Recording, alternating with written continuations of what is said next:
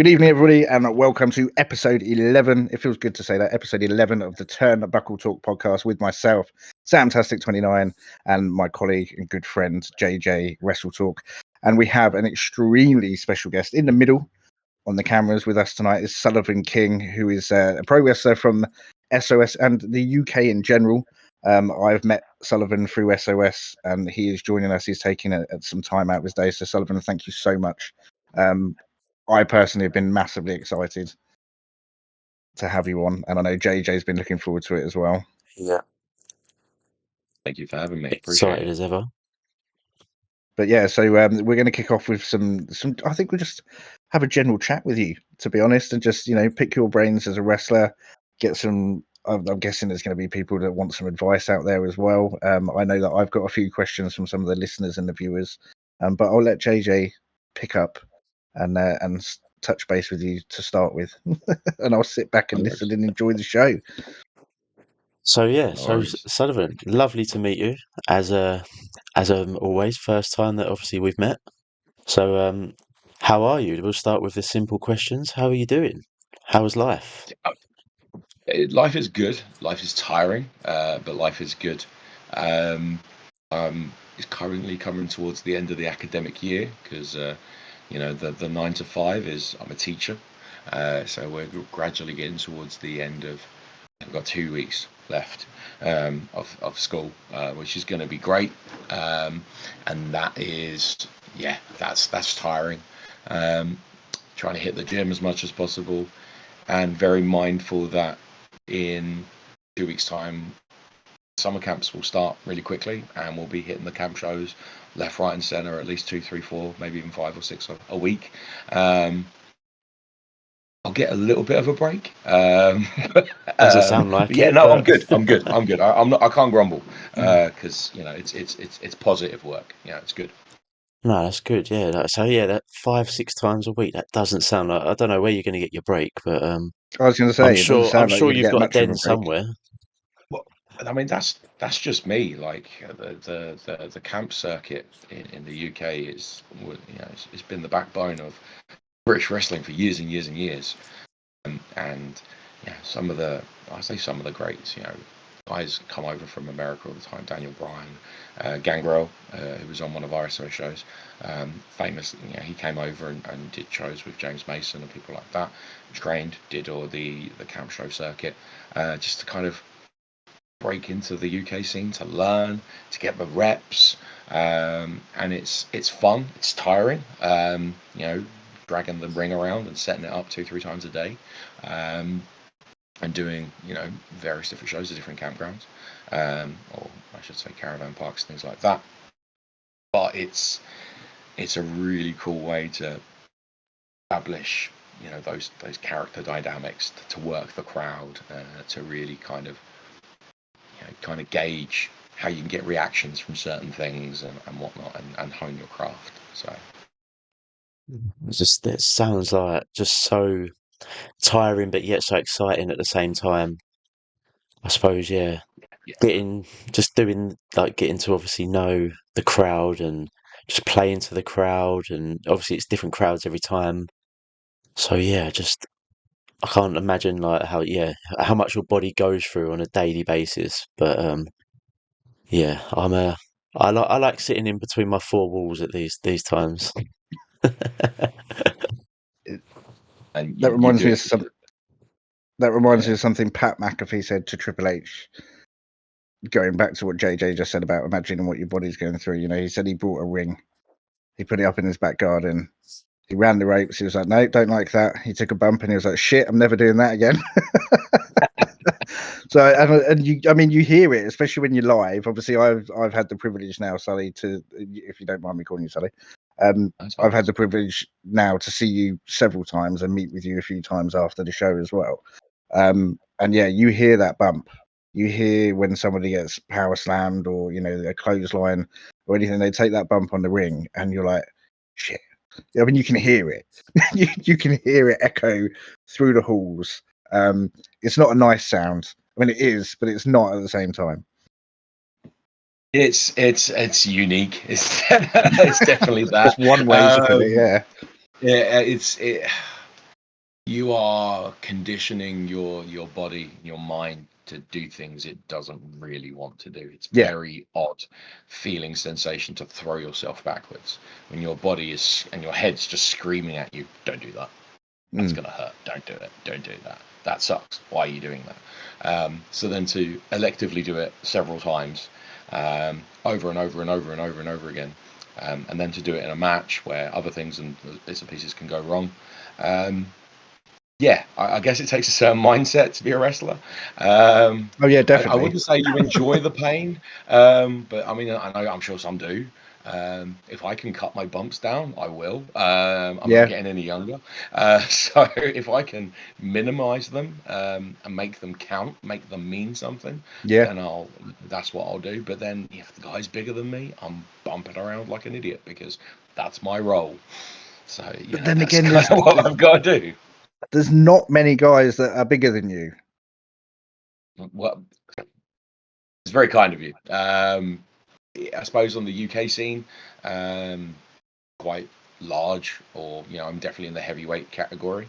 But I mean, the guys in America are like different breed. I look small. Yeah, I mean, is it what do you contribute to? Is there something in the water over there?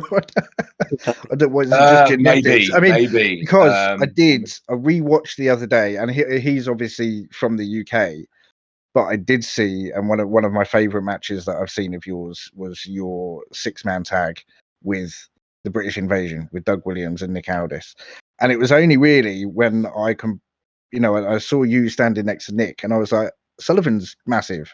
Nick is a fucking unit. Yeah, you see him he on looks telly, and there's people massive. that make Nick look small. Yeah, Like, I know, and Nick's he's not a small man at all.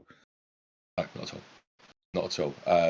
Quite fortunate, we did a kind of I'll say a guest show. We did a show up in Wisbech, and we kind of partnered it with FSW. Yeah. So some of their guys with a lot of it, and a few of us from SOS went up. And what some people may not know is obviously Wisbech and that area down on Market used to be where Nick Aldis many years ago used to run shows. He was born and raised in Kings Lynn, wasn't he? Norfolk area, yeah. Absolutely. So we didn't know at Wisbech is while we were getting the ring ready, someone walked in the room, and I thought, I recognise you. Where do I know you from? And suddenly clocked it was Mickey James. And then a kid runs in obviously he's married. Then Nick's there, and it's just like, oh, hi Nick. And he's got bigger, if you believe it or not. He's bigger. And he's not active at the moment either. That's the thing. So he's obviously working out a lot in the gym if he's bigger than he was previously. Yeah, because he looks swole. He's a unit. Like he looks so big. Like from that match, that obviously when you had that with him, he just looked. He just took up most of the camera all the time. He was that big. He's a different breed. But that's the. That's when we turn around, and that's when I say like, oh, I'm actually quite small. Like I'm average sized. In America, I don't. If you're talking like in terms of like size, I'm 5'10", 5'11", 6'2", or whatever, whatever they call it. But my height's the same height as Chris Jericho, Bret Hart, Chris Benoit, and they're still bigger than me. But that's the sort of height range. So when I look at them and they're standing opposite the Rock, and you've got that height, and I just sit there and thinking, if that was me, I'd have a crick in my neck. Like it's.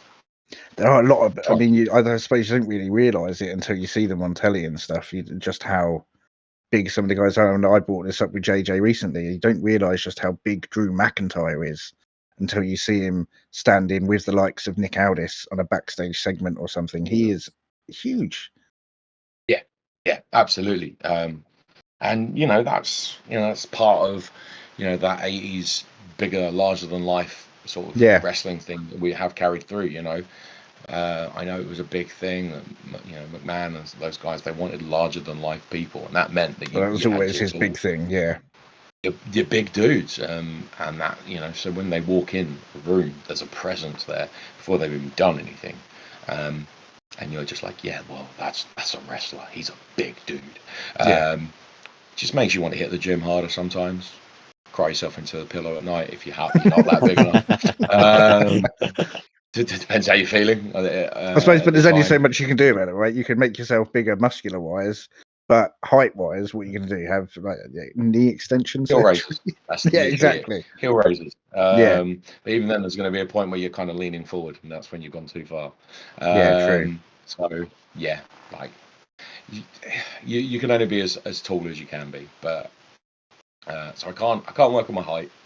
I can try and get in as best shape as I can, but none of that means nothing unless you've got good character, good work, that sort of stuff, and that's what gets you over with the crowd. It's not your height, it's how you interact with them. It's the absolutely elicit from them. So well, I mean, I personally love a heel, and I've had quite a couple of interactions with some of the heels at SOS.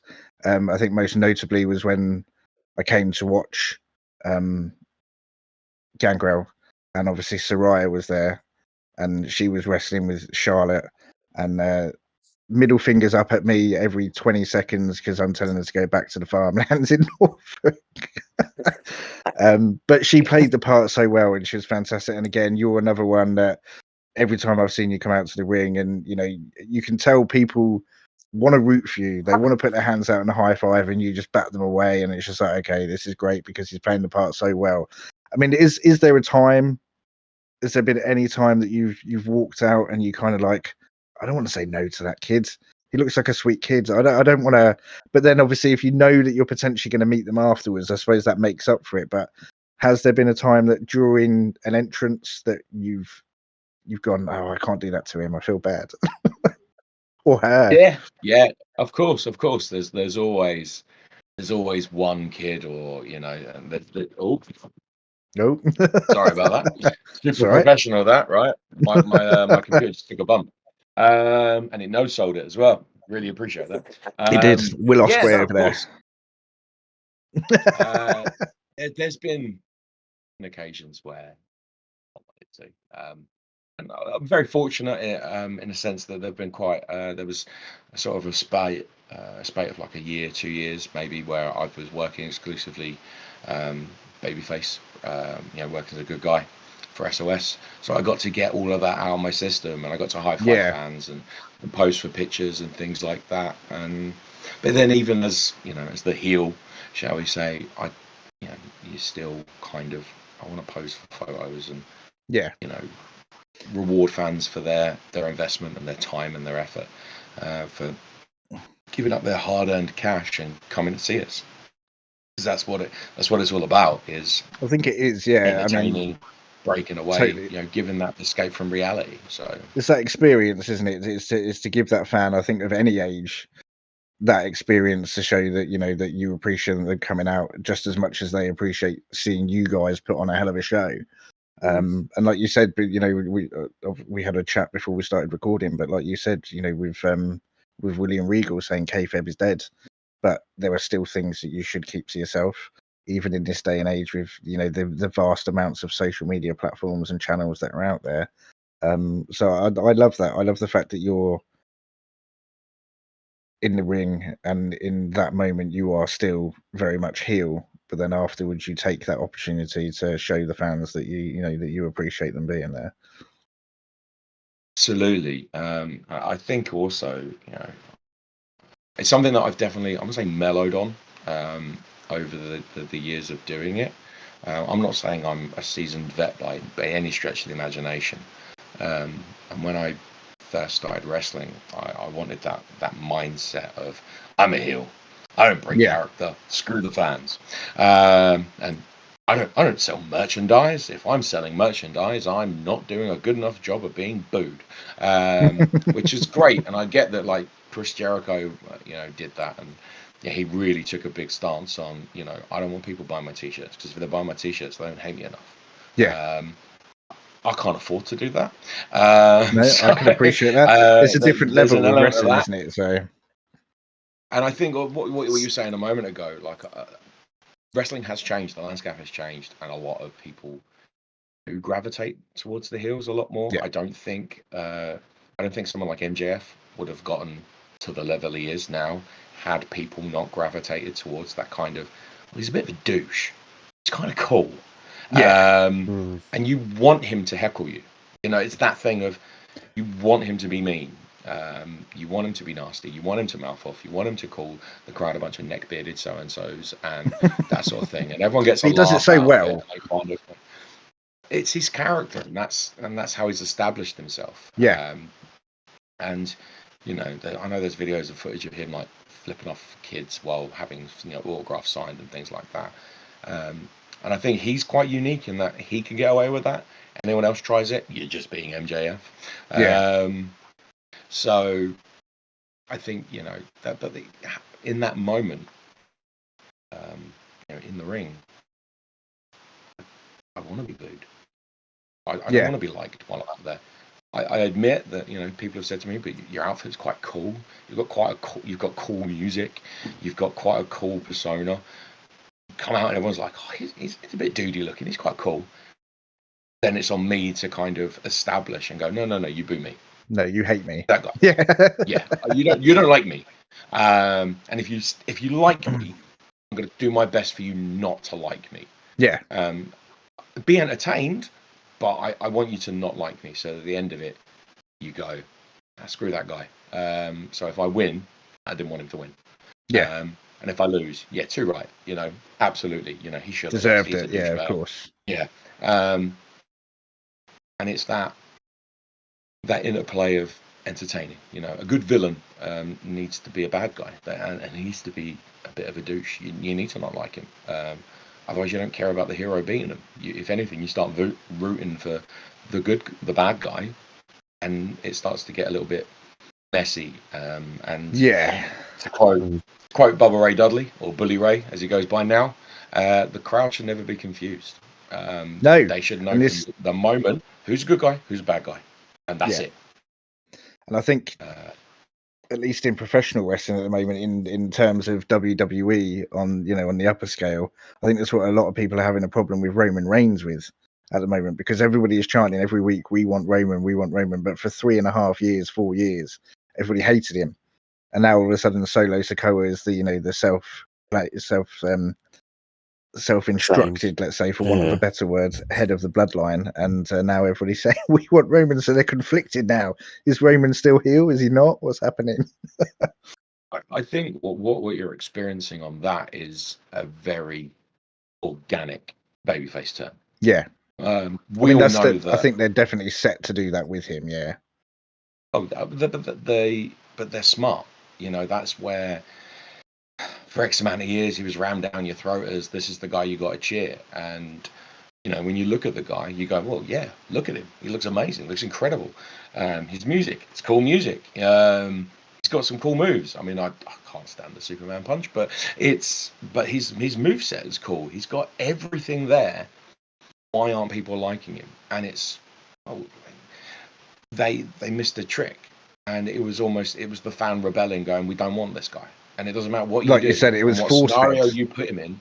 Yeah. It doesn't matter what you do to him or for us. We don't like him. We've said no. So the moment they lent into that, and they made him, they turned him into the tribal chief, which is arguably one of the best things he's ever done, if not the best thing. The best, yeah. Instantly. And the whole bloodline story has been phenomenal. One of the best storylines that WWE have done in many, many years. For me, the stuff with the Usos was just gold. Yeah. And the only shame is that there wasn't a crowd there, for some of it. Yeah.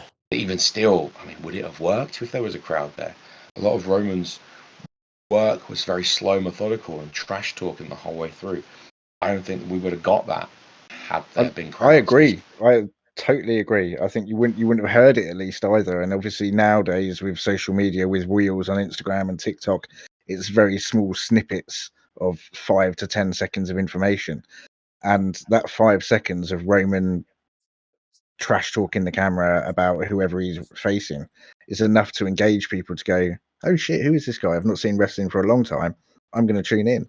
I mean, JJ, I didn't actively watch for a number of years. I know JJ didn't either. And then, the last few years, it's been a case of, okay, my attention's been turned again. They've done something right. And I've been an active wrestling fan from 1994, so we're talking 30 years, almost that I've been a wrestling fan from the age of 7. So you're looking at 30 years that I have grown up around WWF, WCW, and watching that weekly. But yeah, I totally agree. Roman Reigns being lined up with Paul Heyman and then the Tribal Chief and the Bloodline has been the single best thing of his career. I think because of how good it was and how perfect a storyline it was to finish it where they did with him anyway. And now he's gone. And absence makes the heart grow fonder. Absolutely. That's exactly right. And now Solo's taken over, but he's doing it in the most douchiest way. And he's been a bit of a prick about it. And everyone's going, no, Roman was in charge. We liked Roman being in charge. Even when we booed him, we didn't like him. We all, fans, wanted to play along and go, we're waiting for him to say those 2 words. The Rock did it, and now he's doing it as well. Maybe it's no coincidence that 2 Samoan guys from the same family, same heritage, it used to be like, finally, The Rock is back in blah, blah, blah, blah, blah. Yeah. And now Roman is Philadelphia. You're all waiting for him to go, acknowledge me. Like, and everyone wants to play a part of that. Everyone wants to be in that. Yeah. And at that point, it doesn't, you're not cheering or booing. You're just being a fan and enjoying the moment for what it is. I think that's the great part about it, though, isn't it? That's the fantastic part about it. Is it doesn't matter on, like you say, on which side of the fence you sit, whether you're booing him as you're supposed to with a heel, or whether you're like, holy shit, Roman is fantastic. I really don't think it matters. The fact is you're just enjoying it for that experience, for that ride. And JJ had a very uncontroversial opinion in our WhatsApp chat the other day to say that Jey Uso is so mid. My face exactly, Sullivan. I was like, wow, JJ, really? I mean, controversial opinion. Oh yeah, I like to stir the pot. I can see why you would say that. I think when he was main event Jey Uso, and he was working Roman, guys like that, you're 100% bought in. And you're like, yeah, is this the guy to beat Roman? Obviously, it didn't happen. And he became part of it, and the bloodline, and the Sami Zayn, and the split, and brilliant. Again, great storytelling. He was a bit part. He was a very big bit part. But he was a supporting role for Roman. Roman's the main character. Just like Cody Rhodes, it was a main character. They didn't know who the guy was to beat him until they brought in Cody. And then they were like, it's got to be Cody Rhodes. And, fair, because Cody's fantastic. Really nice guy as well. I was very fortunate to meet him once. Back years ago in a UK show that he did when he was still US champion of New Japan. So he was touring with the belt, which was quite cool. And I got to meet him very briefly. And he was like I said, although he does seem it. You see what he does with the crowd, and what he offers people. Like when that guy randomly put a sign up saying, "Will you be my best man?" And he was like, "Yeah, I'll be there. Tell me when and where." It's like, holy shit, dude, that's awesome. What a man. I think that's where those small encounters. Again, they mean everything to fans, to workers, to everyone. He didn't have to be nice. No, he could have just been like, and carry on. But he took time to say, "Hey, how are you?" Ask me how my day was, things like that, and then off he went. And I'm just like, that was Cody Rhodes. That was cool. He didn't have to. He just did. Yeah, absolutely. That's exactly right. It's those little moments that mean a lot. I had the same thing with Mick Foley very briefly, and he came over to do one of the WAW Fightmare shows. was walking backstage. There's Mick Foley, and that's like, it's Mick Foley. Like, I grew up. I read Have a Nice Day. It was like one of the first books I read when I was like, got into secondary school. I was like, oh, I got to meet Mick. I loved Mankind growing up. I had the WWE Attitude tie. I had to have it. Why? Because Mick had it. Because Mick had it, yeah.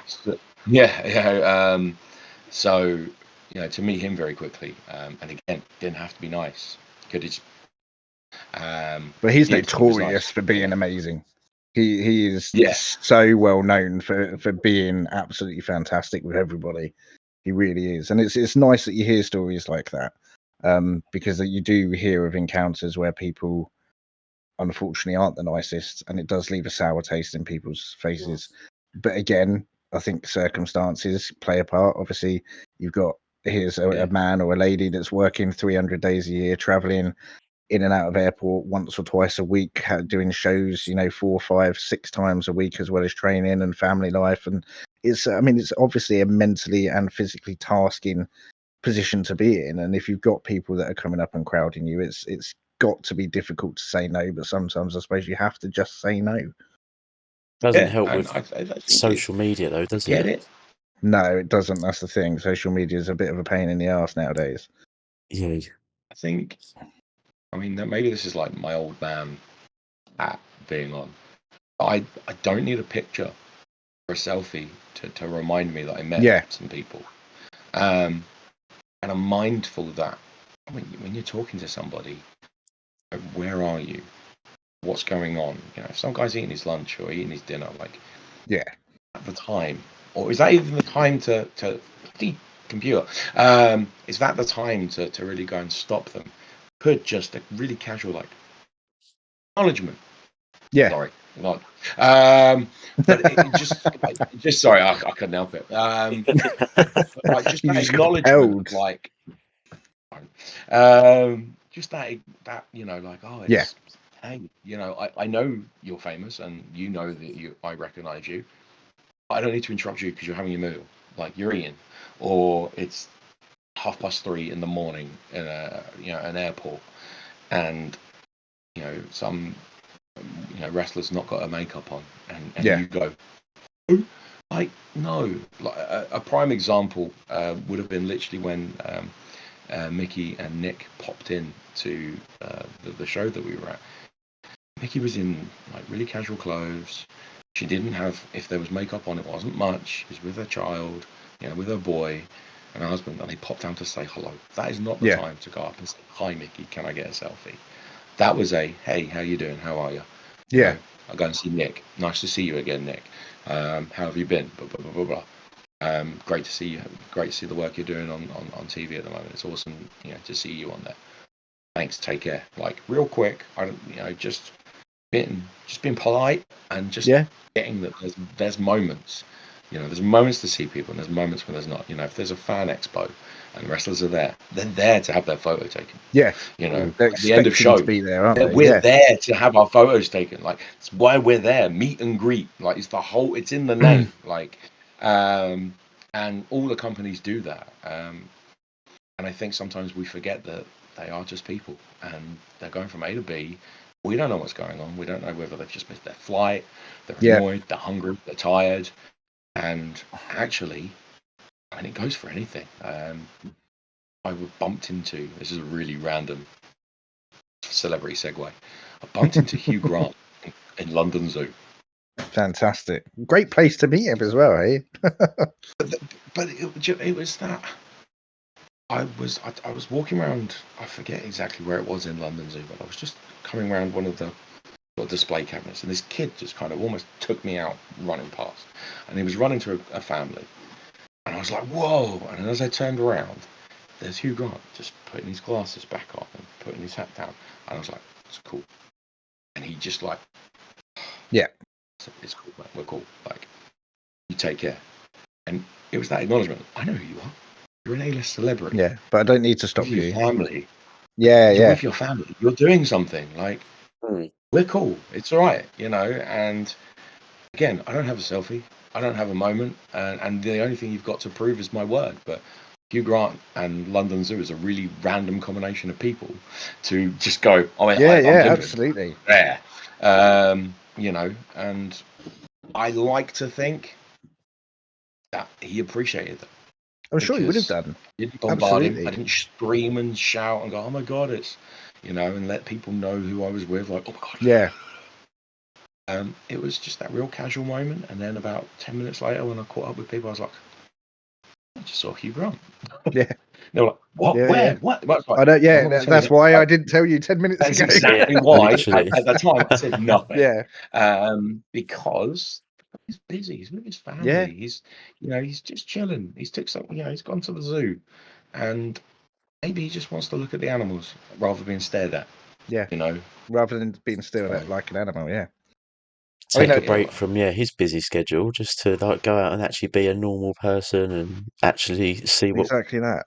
from a different perspective. And yeah, because Well, like you say, you see like them interactions like with Cena, isn't it? When he's having lunch and people are like coming over and sticking a recording in his face to try and like I get think that's the video. worst time to do it. I think if somebody, like you Like, said, Sully, there's a time and a place that you can have that acknowledgement and still be a part as a fan and meet someone and think, okay, yeah, they've acknowledged me. That's really nice touch. But don't rush over to them with a video camera and go, oh, you know, I'm going to film him because he's eating his lunch. I mean, I think that's the worst time to do it. I think the only time that would be worse is if you caught them in the toilet and you're like, oh, yeah, they're going to catch him now. I mean, I went to Thorpe Park with a former girlfriend of mine years ago, and this guy, bless him, and his wife couldn't get away from it because just the sheer height. Peter Crouch and Abby Clancy. I mean, you look how tall Peter Crouch is. When he puts a hoodie on and tries to blend in, he does not blend in. you ain't gonna go missing. It's just impossible. Yeah, it's just impossible. So he was being bombarded around Thorpe Park, unfortunately. Because of his height and stuff. But again, I've been very fortunate with my career. Prior to what I do now, I worked for the ambulance service for 15 years. I was a medic for a private company, and I used to travel around doing medical cover for private concerts and stuff. And I've been very fortunate to meet a lot of high profile celebrities like Simon Cowell and Richard Branson and everyone, and had a moment with them. And again, like you say, it's in that moment that you, in fact, I've been very fortunate that they've actually always come up to us and asked us how we're doing. I've never had to go up to them and talk to them, which is thankful, is great for me, because it's like, okay, once I got starstruck. I got starstruck once. I was working for the BBC and I was at a hotel, and I was, this one back when I was younger, and I smoked, and I was standing outside the hotel having a cigarette, and this writer came out called Andy, and he's good friends with Darren Brown. He's done loads of different stuff. He wrote The League of Gentlemen. He wrote Ghost Stories, a recent film that came out and was a play for years. And I stood there and I recognised him, and I was like, "Holy fuck! Holy fuck! What do I say? What do I do? What do I say? Hello? Do I not?" And I did, and I just had a quick chat with him. I said, "I'm really sorry to interrupt. I know you're waiting for your taxi. I just wanted to say I love your play, The Ghost Stories. It's really, you know, I just wanted to meet you. I hope that's okay." And he said, yeah, absolutely fine. And then half an hour later, he followed me on Twitter and we started conversing. And I was just like, this is amazing. But there is time and a place. Absolutely. And I think that, you know, we just need to use a little bit of that common sense and common decency, and just be like, just put yourself there. Would you want to be stopped I right think now? so. Probably not. Right, then don't. No, I'm sure there are people that don't mind. Of course there is. You know, I'm sure there are. people Yeah, that absolutely. love it. But you know, I am a big fan of picking your moments and being polite. Yeah, you know, I don't think it costs anything to be polite and. No, manners cost nothing. That's what absolutely. That's what I was always brought up with. Yeah, absolutely. Going on to a slightly different, going back towards wrestling rather than random. No, of course, yeah, that was complete. Which I'm happy to talk about another time. Absolutely. I want to know, as a wrestling fan, obviously, you grew up watching wrestling. You mentioned about Mick Foley's book when you were in secondary school. It's the first book that you picked up. I can elaborate. I can connect with that, because the first wrestling book that I really picked up and I really connected with was Booker T's From Prison to Promise. I absolutely loved that. I read it inside 2 days, and then I read Bret Hart's biography, and I was just like, this is amazing. But who was that one person that you saw wrestling when you were a youngster that you thought, I want to do this? This is the person that has made me want to live out and become a wrestler myself when I'm older. If you can pinpoint it to one person, I know it's a difficult thing because there's obviously going to be a lot of people that you have admired growing up. I suppose the earliest memory of watching wrestling I've got was Saturday morning ITV, and they used to show WCW. Yes, they did. And for me, my guy was Sting. Surfer Sting. Loved him. Thought he was the guy. Always did. I've always said I'm a lifelong Sting fan. I think the guy is just brilliant.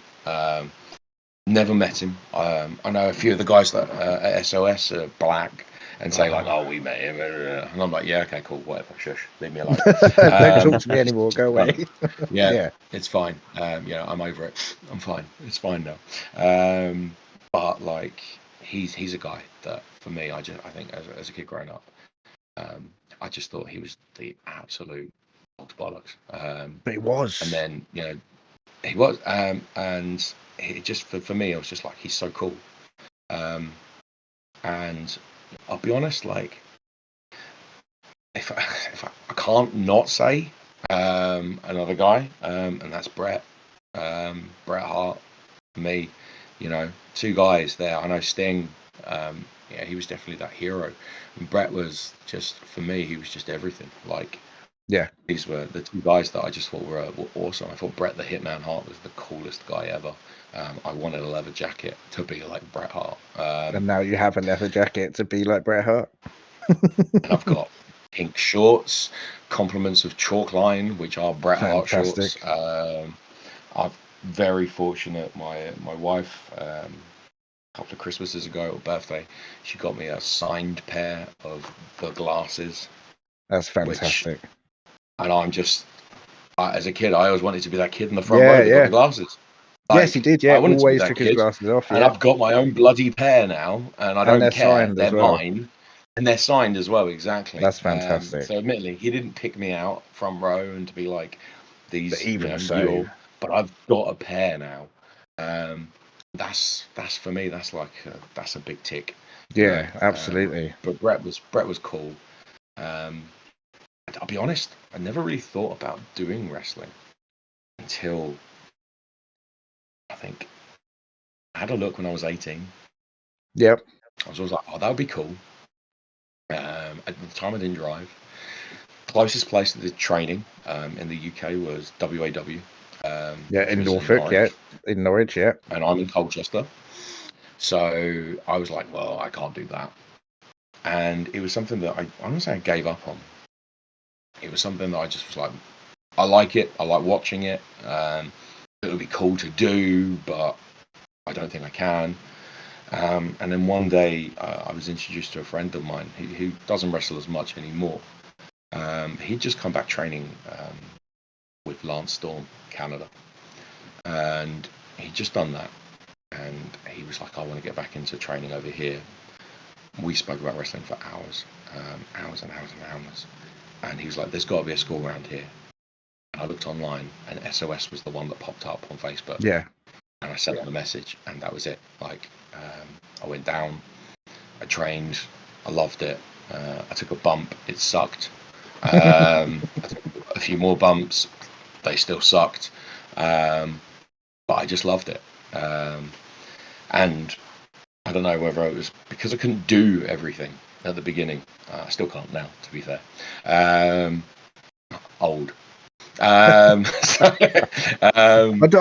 say that though, but I messaged a wrestler that you're familiar with that has done a few SOS shows, and he has his own school, funnily enough, reasonably close to me, by the name of Joseph Connors. And I messaged Joseph, and I was like, "Dude, am I too old to even attempt it now?" And I was like, "I'm 37." He was like, "No, never." I'm like, "Hell, I might just do this." Do you know what the funny thing is? Joe and Sid Scala both told me off for saying I was too old. Well, there you go. Myself, Joe, and you were all the same age. Oh, really? Are we? All So 87s.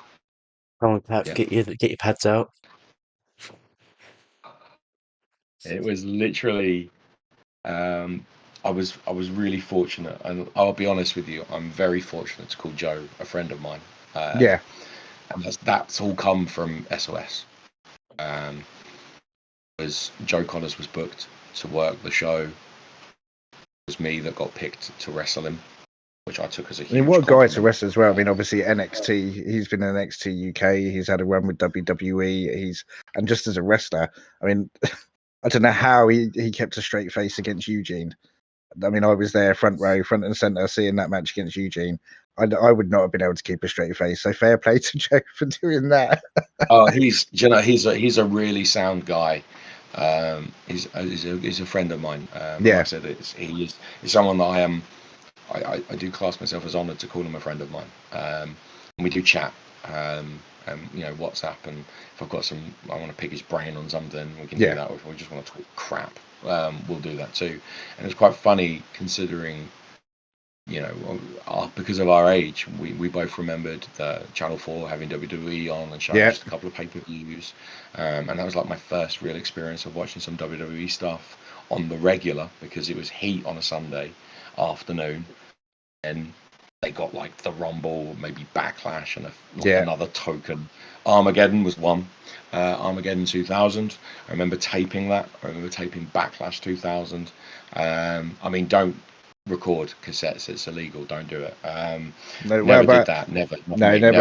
I never did it on a Monday night or Tuesday morning at 3:00 on WCW Nitro. Never tried it. No, I didn't have. But see, this is the thing. Like, growing up, I didn't have Sky TV. So no, that's what I'm saying. I had basic cable, so I had TNT. So for me, WCW was the go-to. I literally had what they showed on on ITV as a kid, and when they stopped doing that, I had no wrestling other than good old-fashioned VHS tapes. And I had a couple of tapes that my mum had got me from a car boot sale. One was a Hulk Hogan one, and I watched him get his chest caved in by Earthquake. And I'm sitting there crying, watching the telly, being like, Hulk Hogan's dying, he's turning purple. And then just being like him just going, they're hulking up. Boom. And I just remember being like, he's okay, as a kid, and just buying into that completely. Yeah. And waiting for him to get up. That was the thing. Like, the Earthquake keeps doing those sitting on him, and I'm just like, he's going to get up. He's going to get up. He's got to get up. Yeah. And I had a VHS of Bret Hart, or the Hart Foundation, I should say. And I just watched them back to back. I just knackered the tapes. And then it wasn't until, like I said, Channel 4 did that, that I was able to actually touch base with wrestling again, learn about all these characters that I would go on to just idolize. I got to watch the first ever pay-per-view I ever watched, admittedly, was Survivor Series 97. So it was the Screwjob. That was my first pay-per-view I watched live.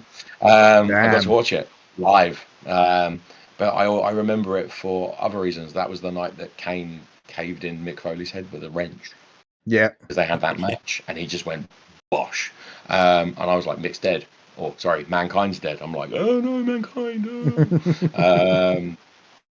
Because, again, cassette tapes, my friends lending me stuff. And that's how I watched everything. And that's how I kind of absorbed wrestling. Yeah, I mean, I was the same up until I was 13, just Channel 4 and ITV, and then all of a sudden, my mum was like, we're going to get this thing called cable.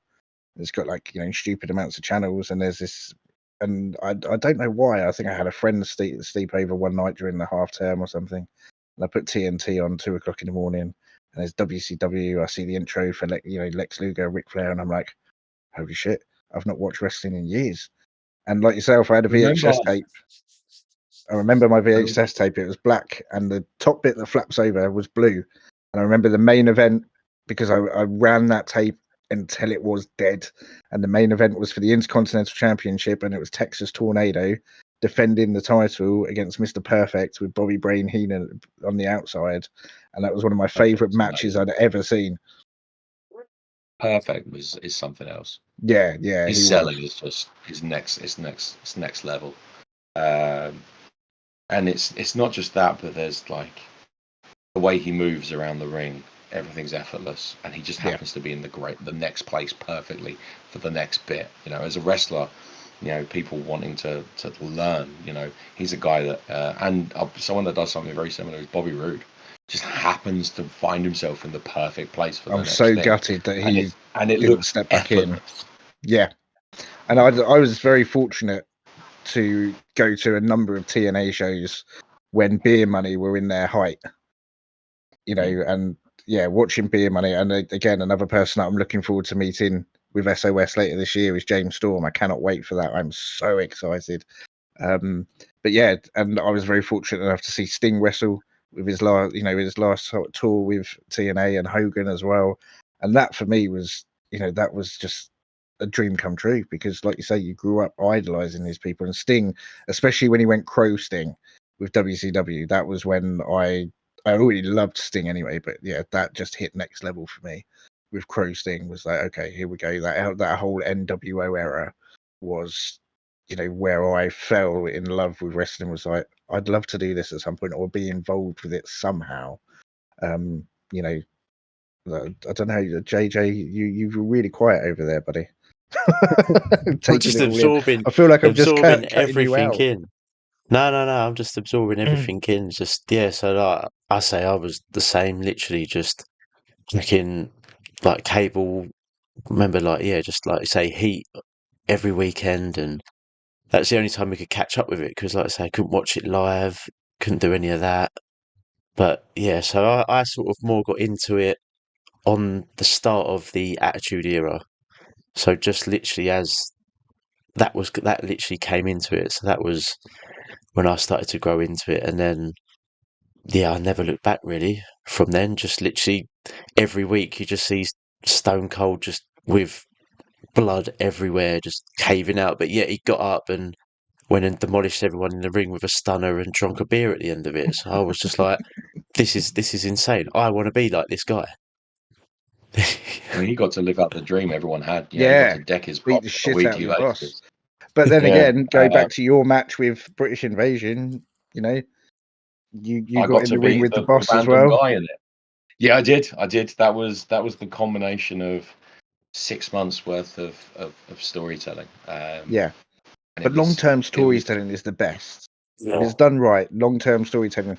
You see a lot of comments at the moment about this whole Drew McIntyre situation, especially with Money in the Bank recently. Obviously, that he got screwed. It was a waste of the cash in, and no, it wasn't. It's the perfect for me as a long-term wrestling fan and somebody that loves. You look at, like I said, NWO, the length of time that they had that NWO storyline going for on the Monday Night Wars was incredible, and it was done so well. And that's exactly what they're doing with the Drew and CM Punk situation. It's long-term storytelling, and they're doing it at its finest. People know that CM Punk is loved. I mean, they've been chanting his name for 10 years until he returned, for God's sake. This is the best way to do it, in my opinion. I think that what the argument will be is that it could have been an opportunity to elevate a character, another wrestler, that sort of thing. And I get that. I do get that. There's been a few years where I've gone like, this is an opportunity to rocket strap someone and really kind of, because there's something quite cool about walking around as the heel with the briefcase, being like, I can do this whenever I want, ha ha ha ha ha, and that sort of thing.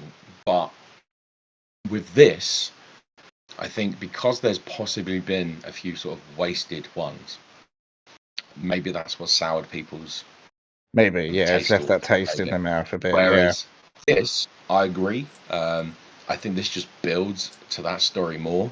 And if anything, it adds the extra dynamic that now it's not just Drew who's pissed at Punk. Seth is as well, because he ruined that match for him. Two men that hate each other legitimately backstage as well, away from kayfabe. They actually hate the crap out of each other.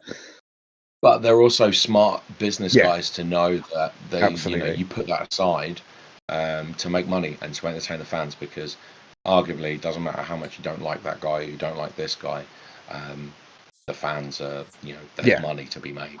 Exactly. And that's what Punk said all along, is like, there's money to be made here, let's make money.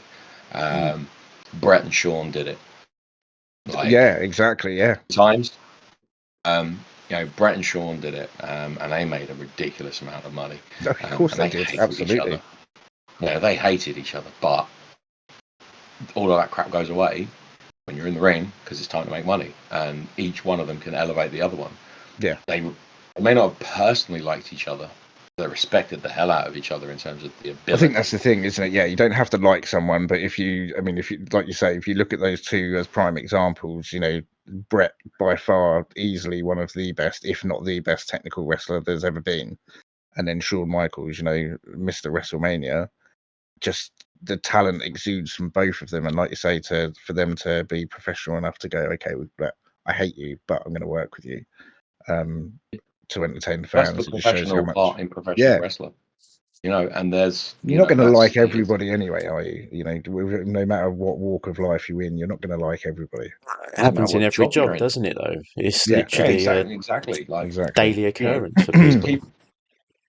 There's going to be people you're naturally going to gravitate towards, and there's going to be people that you don't. And being the professional is going.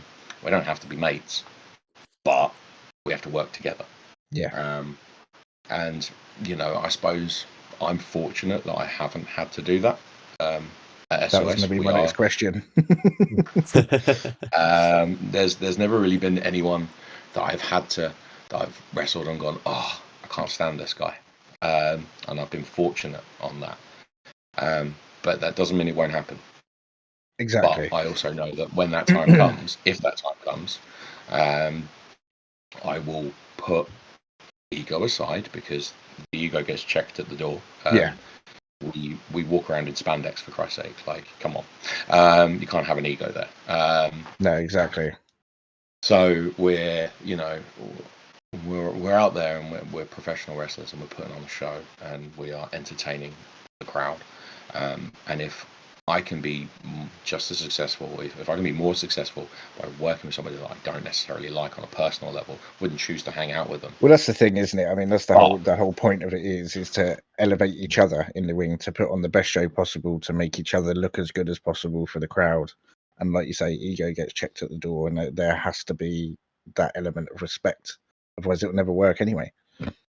No, absolutely. And I do think there's an element of people need to kind of remember that. Yeah. Because ultimately, at the end of the day, it's the fans that obviously are there to see you. They're the ones that are paying for this. So you can't keep your ego and then take it away from the fans of what they expect to see, an entertaining show. Just because you don't like someone, you can't make it personal. You have to put on that, like you say, that one head of a show, so the crowd is there. And as you say as well, at like 5 o'clock, say clock off time, you don't have to talk to each other. You can just walk your separate ways, and it's done. And that's, for me, that's a real big one. Like I said, we don't have to be mates, but we do have to put on a show. We've got fans here. They've paid their money. They want to be entertained. They want to do something. And just because you're not winning that night, or you're not getting to do what you normally do, doesn't matter. Because what matters is the crowd engagement and the crowd interaction, and fulfilling your role. And I also think that applies to guys wrestling on the card. There's a difference between an opening match and a main event, and I think that sometimes is where I don't want to knock them too much, because I think, but something that I've noticed is that there doesn't seem to be that sort of thread for an AEW show, where every match they're doing all these big high spots, they're doing loads of this, they're doing loads of that, and every match could be the main event. And I think it's great, and I really, if I was in the same position, I probably would be trying to do the same or whatnot, because it's what they do, and there's a particular fan that really gets into that. But I also like cards that build, and that's something that I think when we look back on some of my, maybe it's rose tinted glasses, I don't know, nostalgia. And when I look back at some of those old cards that I used to watch, Backlash 2000, things like that, the card built. Yeah. So like every match had a reason for you to care. There's some Exactly. sort of storyline, something in there that, you know, and sometimes it was complete garbage storylines. But there was a reason for you to be invested, and every match had a stip, and every match was like, oh yeah, because if then that, and then this is this, and now it sometimes like the exhibition wrestling match has a place. Don't get me wrong, and I know that some fans will be like, doesn't matter, it was entertaining, and it was this, and it was that, but they don't stick in the mind. No. No, I completely agree with you. I mean, myself, I'm a fan of having a match card open on a high, slightly pivot down, let the crowd wail down a bit after they've hyped it up, and then mid card again, you just start to go up then towards the main event. I think that for me, I love seeing a strong opening match as well. But then there is also that, you know, does that with the matches in between, does that then diminish the meaning of them? And, you know, if they don't live up, that's the argument. I mean, that's obviously like every person's place on that card is important. Yeah. Every wrestler is important. They have a Yeah, role absolutely. to serve. Sometimes you are going to be in the spectacle match where you've got the random celebrity person in there or something. Sometimes you are doing the heated blood feud. Sometimes it's for the belt. Sometimes you're the opening match. Sometimes you're the token multi-man match. Sometimes you're the tag match. Every match has its role in the overall card. Yeah, of course. And Absolutely. that's the ego thing, checking out the door, you know. The last Charter Hall show we did, I got to wrestle Cody Fluffman, really nice guy. I love Cody. My role, Cody's awesome. He's a nice guy. My job was to go out there and make him look good. Yeah. I was the opening match. I was the heel. My job, go out there, get Cody over. Cool. Fine. You know, I'm not kicking and grumbling because that was my role for the evening. Professional wrestler.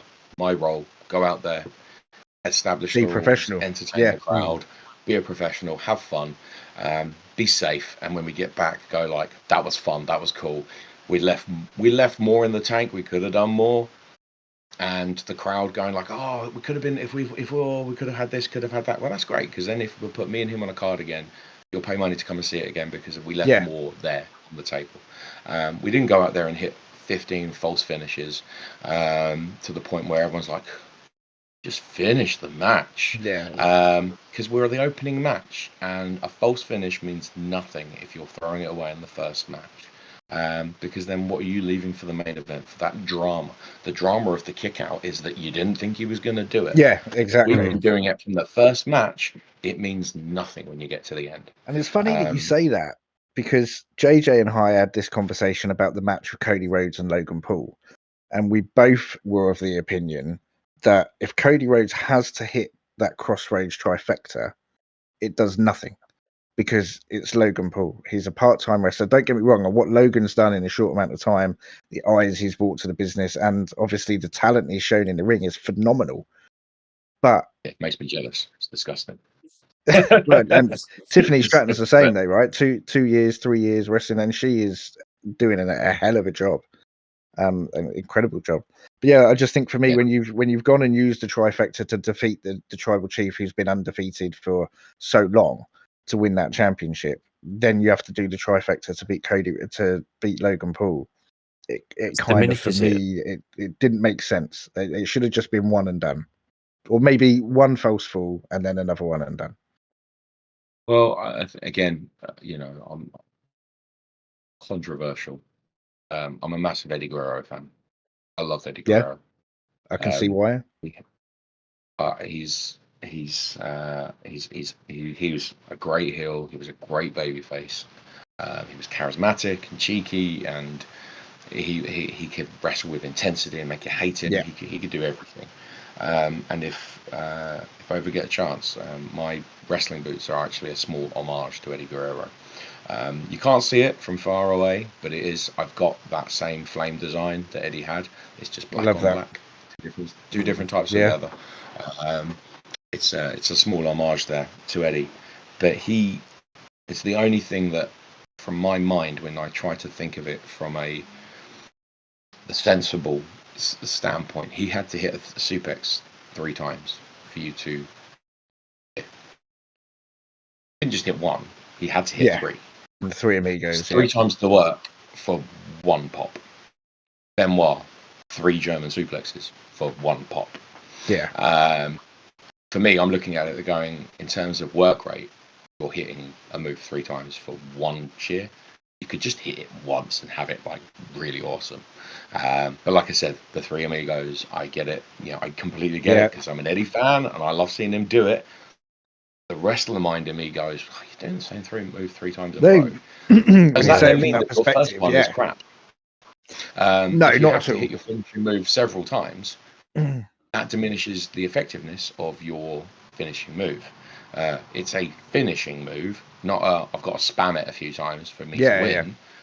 And this is some of the things that we've been told as wrestlers. If you've got to hit 4 punches, your punches must be crap. You can hit 1, and that guy looks like he's out. And you got one hell of a punch. You need 4, they're obviously not very good. Yeah. And that's the philosophy that I've been trained with. Yeah, I can understand in everything. Because if you hit 1 and it's good, then you don't need another one because that first one did the job. Yeah. And we've all been punched. We know it sucks. So it's also more believable for someone to take a right hook and be like, in the corner for a bit, being like, that hurt. I don't want another one. Whereas to stand there and take 1, 2, 3, 4. Yeah. Like, because you're sitting there thinking, pony, can't be that strong because you've hit him 4 times and he's still standing up. Yeah, I know what you mean. When you say when you say it from that perspective, it makes perfect sense. Then on the flip side of that, to play devil's advocate, you could also say, well, does that also just boast Logan Paul as being stronger than he is because he managed to take the trifecta? And on that flip side, does that then give Logan Paul a boost in confidence, which I guess it probably will do, because if he's already got inflated confidence from saying that he went 10 rounds with Floyd Mayweather. We all know that Floyd Mayweather let him go 10 rounds. That's a given. But yeah, exactly. That's exactly right. It's it's an exhibition fight. He knew how to make money. Floyd's a professional. He knows how the crowds work in boxing. That's what his job was for his entire life. He wasn't just going to go and beat you in the first round because that would be pointless. Yeah, and there'd be a lot of people annoyed. Yeah, exactly. But he could have easily done so inside 35 seconds. Oh yeah. Yeah. But sorry, go on. Sorry, no, you go ahead. No, I was just gonna say, like, for me, it is that we all saw it with Cena hitting the AA. Yeah. How many times does he have to hit it now for it to finish a match? He hits it once, we all know the guy's kicking out, and for me, that ruins it. I totally agree. You've done the false finish too many times now. Yeah. Because we're expecting him to kick out, so actually we're shocked when he doesn't. And that's the thing. And if you look, it shouldn't be that way. Yeah. And if you look at Baron Corbin, for years, his end of days, nobody had ever kicked out. It was a straight finisher. It was only when Drew McIntyre kicked out that it was the first person to kick out at the end of days. So it shows, how much faith they had in that finisher to keep that going so long with nobody having a successful kick out at all. And I think that's the thing. It should be protected to, like you say, it's a finisher. If you're going to do it once. That's what I've always said, though, isn't it? I mean, I'm sorry. Just always said that the finishers now, they're just so overused, but they need to be protected again. They literally need to be protected. It's like a super kick. When I grew up, and you two as well, super kick was switching music. It was one and done. It was you build it up in the corner, he tunes up the band, he hits that switching music, and it's a pinfall. Now you see, especially the Samoans and the Young Bucks, they hit 10, 15 super kicks in a match. I think the differentiation and to kind of bring it back to character. I would, there's an element of, it was a finishing move and it finished the match. But we also cared about who was hitting it. Yeah. So we cared about Shawn hitting the switching music. I see what you mean from that perspective. Absolutely. Anyone could have hit it, but when Shawn does it, it's like the one. But also, we want Shawn to hit. There's certain moves I think that are now synonymous with certain people. sharpshooter as Brett's.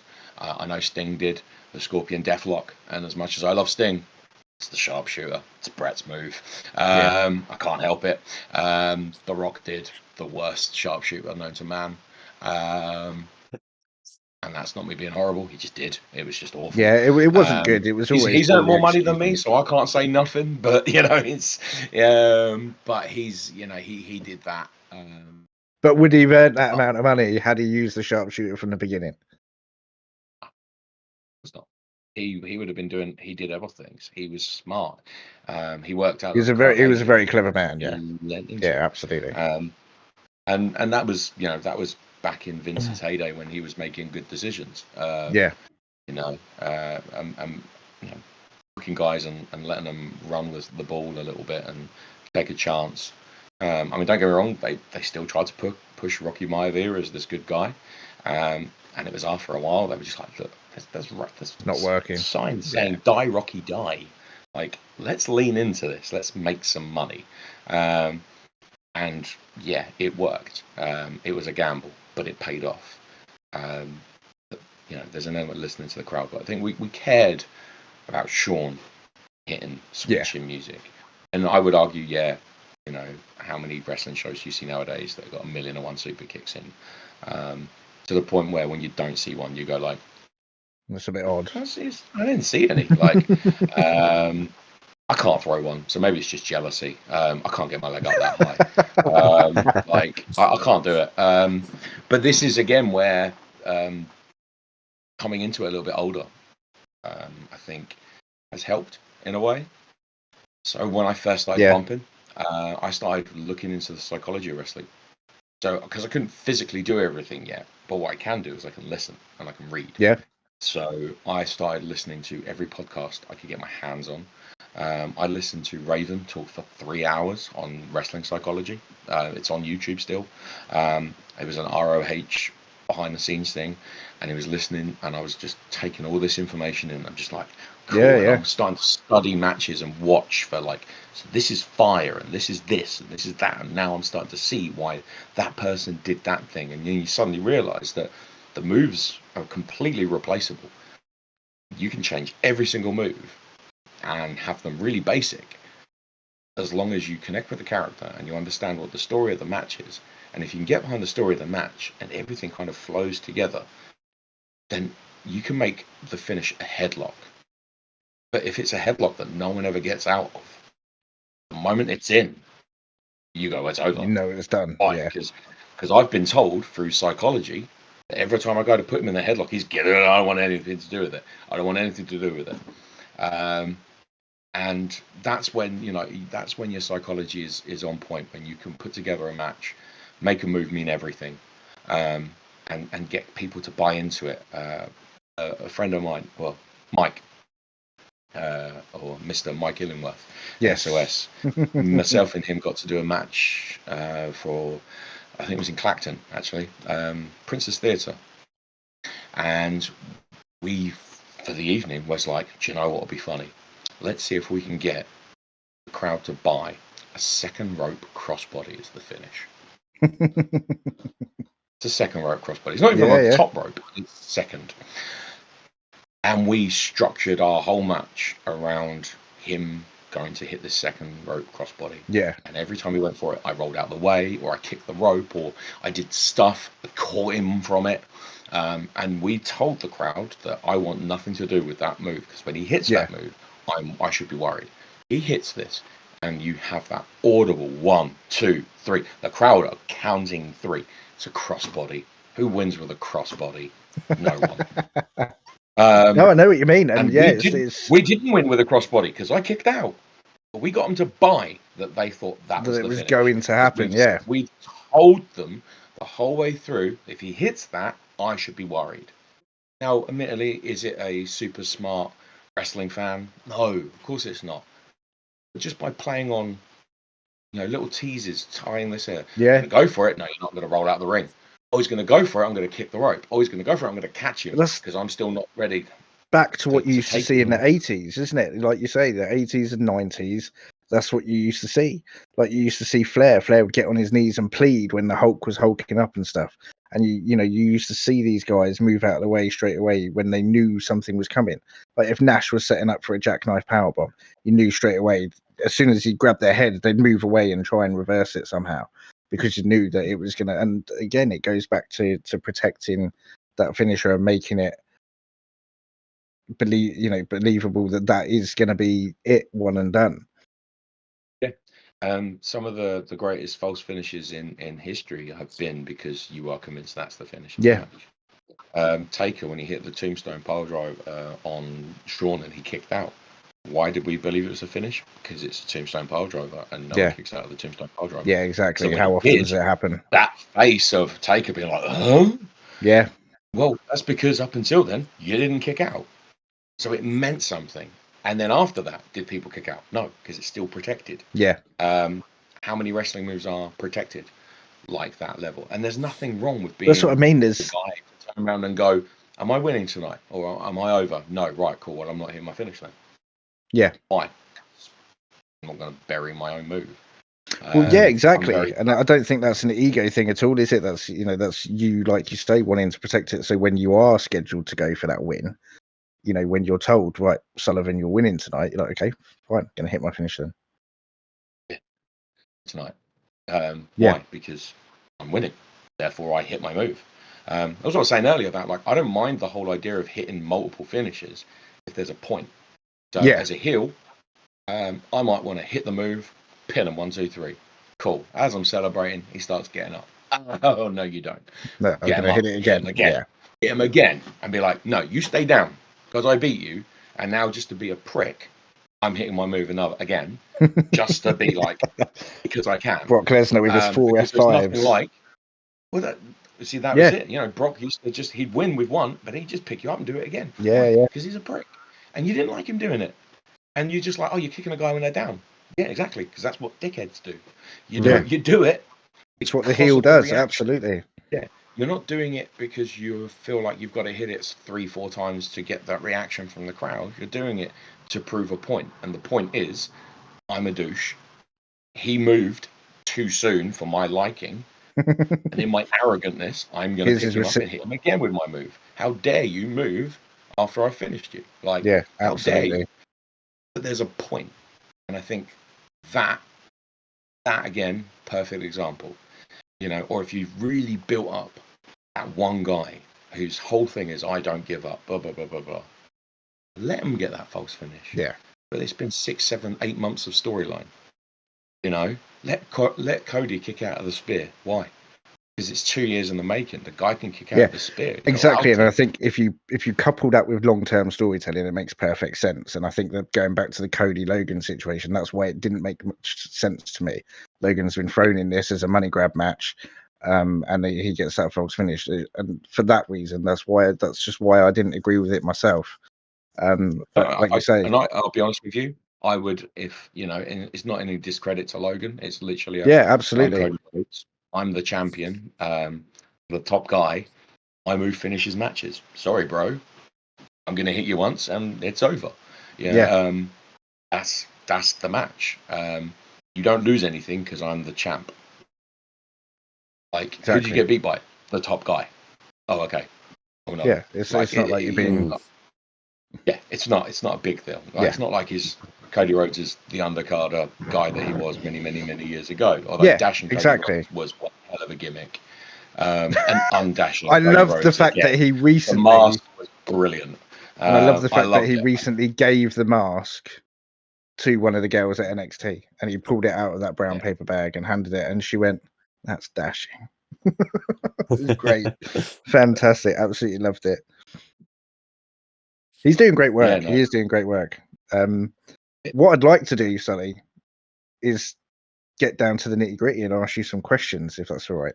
Yes. Don't get me wrong. I've loved chatting with you about your experiences and WWE just as a wrestling fan and stuff. But I really want to get to know you a bit better as a pro wrestler. And like I say, I've got a few questions from some of the viewers and the listeners, and I know JJ's got a few questions for you as well, because he's been excited to speak to you. So I'm going to let him take over the mic for a couple of minutes, because again, I feel like you and I have dominated.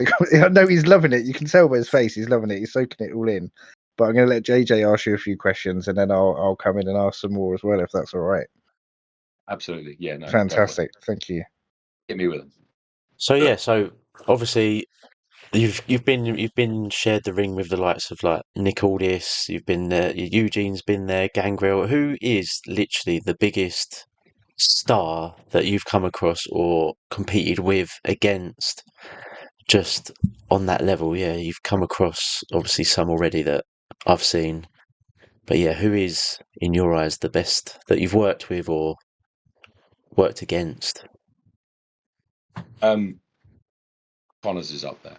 And I'm not just saying that because he's a friend of mine, and I got to train with him for a while and did I was part of his very first group of wrestlers that he put some time and effort in. His brain, his psychology is fantastic. He's a top tier talent. I've always said so. Jack Selstrom is another one. Again, another guy from WWE. Again, really, really top guy. Makes everything look so crisp and easy. Annoyingly so. At the end of our match, we're both really blowing. We were like, but he was just still everything was just slick and polished, and I'm sitting there going like, I'm tired. So he was great. Nick Aldis, Doug Williams, that was an honor to be in the ring with them. The fact that it was also the last time that they'll ever tag, because obviously now Doug is retired. That was the last time the British Invasion ever tagged, and it was with me as their honorary token guy. That was amazing. Outside of the ring, some of the top people that I've been able to kind of just pick their brains. I was very fortunate to meet Saraya when she came back to the UK for a little bit. Obviously, that's the WAW connection there. So it was really nice to meet Saraya, aka Paige, or Paige, aka Saraya, I should say. Chelsea Green is a lovely, lovely lady. You wouldn't think it, but she's hilarious. I don't know. I do get the impression that they're like that. I think I love watching Matt. I watch Matt and Brian with their toy collecting on YouTube and stuff like that, and he just strikes me as one big fucking kid. He's a really nice chap. I got to speak to Chelsea more than Matt because Matt was busy, sort of going over bits and pieces and planning of the match and whatnot. But it was nice to sit there and kind of chill and chat with Chelsea for a little while, talk wrestling, and to be honest, just talk other stuff. And it sounds really weird, but like, a guy like Johnny Storm, who I'm quite pally with, we don't talk wrestling, we talk life. We don't need to talk wrestling. Like, we do it. It's there. Of course, it's what we do. And very recently, I actually got to wrestle Johnny. It's the first time I wrestled him, and it was a lot of fun. I really enjoyed myself. And Johnny's a really nice guy. But when I see him, we don't talk wrestling because that's your life. Exactly. Yeah. So it's how you been, what you've been up to, how's things, what you've been doing, blah blah blah. Those sorts of things. And a guy that was really cool chatting to as well was Hernandez of LAX. So another one that I absolutely loved LAX. I watched TNA in their heyday, six-sided ring, when they were at their absolute peak, and Hernandez was always one of my favorites. He's a top guy. He was giving me loads of road stories and whatnot. One of the companies we worked with, DOA, Hernandez was booked to wrestle that show, and we planned to catch our friend Brad O'Brien doing the border toss. And it was me and this other guy, Rex, outside the ring, and we're kind of having that argument moment. Turn around, and there's the border toss straight into the pair of us. Hernandez was, the moment, because I'd met him the night before at Fightmare at WAW, and we chatted for a little bit there, and then when I saw him the following day, he's like, "Oh, I know this guy. What's the spot? You want me to do the border toss outside the ring? This guy will catch him. We're cool. Like, this guy, he's cool. We'll be fine." So that's quite nice. Yeah, definitely. So Yeah, to those put are that like trust in you without. those Yeah, are some of the, I'm saying name drop. Those are some of the names, like I said, I've got to kind of pick the brains. The biggest stars, obviously, that yeah. I've wrestled. Your Nick Aldis and Joseph Connors, Doug Williams, absolutely. But watch this space. I'm gunning for James Storm. that's I want that. I would. So having seen you wrestle several times and your character, I think you would be perfect to go with James Storm. I'm not saying that to blow I smoke think up so your too. ass. I genuinely think that from what I've seen of the group of people that SOS has, which is a whole bunch of talent, I think you would be perfectly suited to go up against James. I appreciate that. Thank you. And he's got a really cool style. And again, having watched Beer Money and those sorts of guys, it would be quite cool to wrestle him. And he's definitely it's a guy that I'd be kind of like itching to wrestle. I was gutted that I didn't get to wrestle Zack Zodiac before he went out to AEW. That's when I sprained my ankle. I was there, yeah, I was there, and I mean, credit to him and Richie though. They put on a hell of a match, and Richie again is another fantastic performer. Yeah, no, Richie's a good friend of mine. I couldn't have been happier that it was him that got to wrestle Zack. Oh, hold on. It's he deserved that, and he put on one hell of a match, and arguably probably a better match than I possibly could have done. So, but in terms of names, those would be the biggest names so far. Watch this space. I like that. I love the optimism. So far, watch this space. Oh, why not? Who's to say what next month will bring? I'm grateful for every opportunity that I get. Do I want more? Of course. Yeah, I want to wrestle everybody and anybody. That. And also, why wouldn't I want to be champion as well? Things like that. Like these are all things that from watching the Edge and Christian podcast, he was saying like, if you don't want to be the champion, get off the card, get out of my way. So I'm there. I want to be top dog. I want to wrestle all the top guys because it improves my game. Leveling up for me, Connors was a massive level up for me, night and day. And like I said, through that, I've got a friend I can call upon, and hopefully, again, watch this space.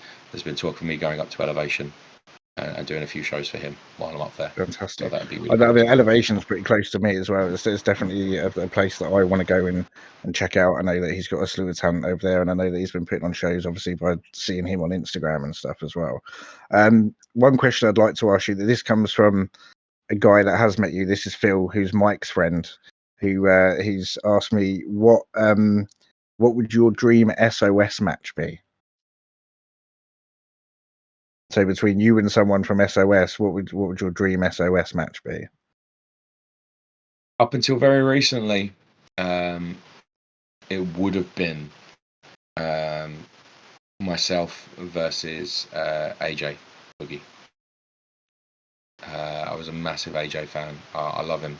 He's a top guy. AJ's a good dude. And he's taken a step away from wrestling, and I have got to wrestle him. And we, at the time when we wrestled, we were both baby faces. It was very much an awkward dynamic for the crowd, and I don't think we got to have as much fun with that as we could have done. So I think that would be awesome to do that. I've wrestled Richie. I'd love to wrestle him again. It's always a lot of fun to wrestle Richie. It's always a good laugh. Again, myself and Aaron as well. We've put on some good matches. Aaron's a good one, yeah. I think you put me, Richie, Aaron, and AJ in a 4-way. That would be off the rails. I could see it. Yeah, I think it would be a great match. And that's not me. That's and I have to stress that that's not me. Hating on the rest of the card, because I've been very fortunate that I think I've got to wrestle near enough everybody at SOS now. I don't think I'm lying in saying that.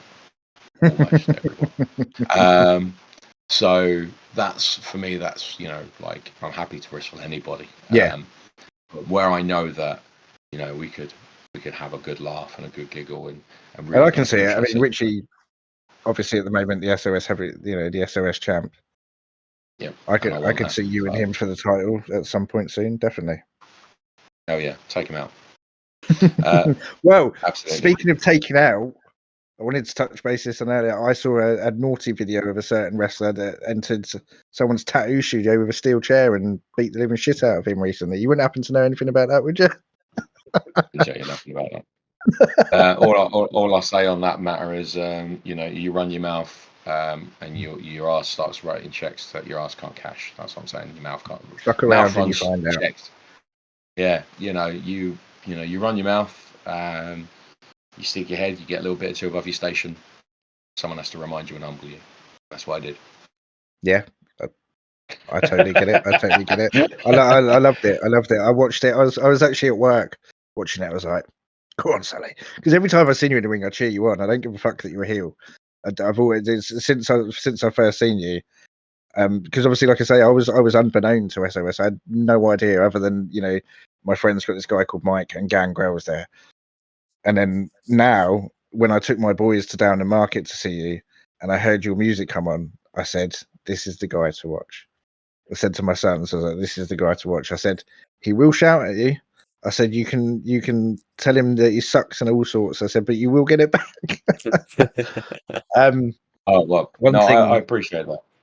No, but honestly, it's the truth. I've been very fortunate enough to talk to quite a few of you away from SOS and with SOS, and and fortunately, you guys have been so amazing with me asking you to come on the podcast. That a few others are lined up to come on in future episodes as well, and it's amazing that you're so willing to take the time out of your busy schedules and go, "Do you know what? Yeah, I'll do this." You know what? For us, it's. I say it's not much of a hardship. It's not. You just asked me to come and talk about wrestling for however long. It's not hard. Well, that's a great thing when you're a fan and you love it as much as you do. And that's one thing I noticed straight away talking about you tonight was you can just see the passion in your face, and you can hear it in your voice just how much you enjoy it and how much you love it. And that's so infectious when you're talking to somebody like that, because when you're of a similar mindset, when you find someone that loves something as much as you do, if not more, it's just it's great, and I absolutely love it. And that's part of the reason that JJ and I got together to do this, because we were like, dude, you're doing all this social media stuff, I'm streaming wrestling, why don't we just do a fucking podcast? Why don't we just get together once a week and do a podcast? It's made perfect sense. Man. Like, it's good fun. Like I said, for me, if anything, it gives the missus a break from having to listen to me talk about it all the bloody time. So, I bore her to death with it. I bore most people to death with it. So, you say that, but I saw your missus at the night that Gangrel was there, and I didn't hear anybody louder in the crowd than your missus when you came out. I mean, I know Jack obviously wasn't wrestling at that point. No, Nova wasn't wrestling at that point, but he had his whole family there. He was obviously getting ready to come and wrestle, and he had like 4 or 5 people there, and they were cheering for everyone. But I didn't hear anyone louder than your missus. She was so happy and proud to see you, and that's a testament to you, obviously, for what you're doing as well. She obviously believes heavily in what you're doing, and she's extremely proud of you. That's easy to see. It's. I mean, this is the very real, lifestyle thing. It's not always easy, because again, give up your weekends, your time, your free time, to shows. So, just a small snapshot this Saturday, Walton. We've got a show in Walton, so that's Saturday, and then I've got another show on Sunday. So my weekend is gone. Yeah. Before I've even started. And then if during the week I'm trying to train and doing bits and pieces, as well as teach and do my, the side hustle of teaching, which pays.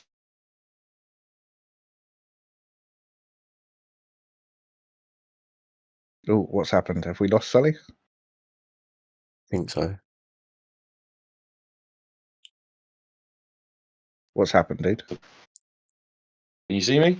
Oh, Yeah, you're there. yeah, Okay. we're back. Don't know what happened there. Do apologise. No worries, dude. It happens. Things happen. Life happens. Yeah, But absolutely. yeah, no, she's really understanding on that front. I mean, like I said, it's not always easy. So I appreciate that, the help and support. Yeah, I I can appreciate that totally. it does get it. That makes life easier. Absolutely. Yeah. I do have another question for you. So Yeah, go for this it. is from another guy that I've met through streaming. He's a Londoner. He streams similar to what I do. He wants to know. It's a two-parter actually. He wants to know what are your thoughts on how Nick is doing as a GM over on SmackDown, and also do you have any plans in place to try and push to get on at the WWE? I think Nick's doing an amazing job. I think he's added a much needed personality. I mean, I could have told you that back in when he was in TNA, back when he was at NWA. You knew that he's a top guy.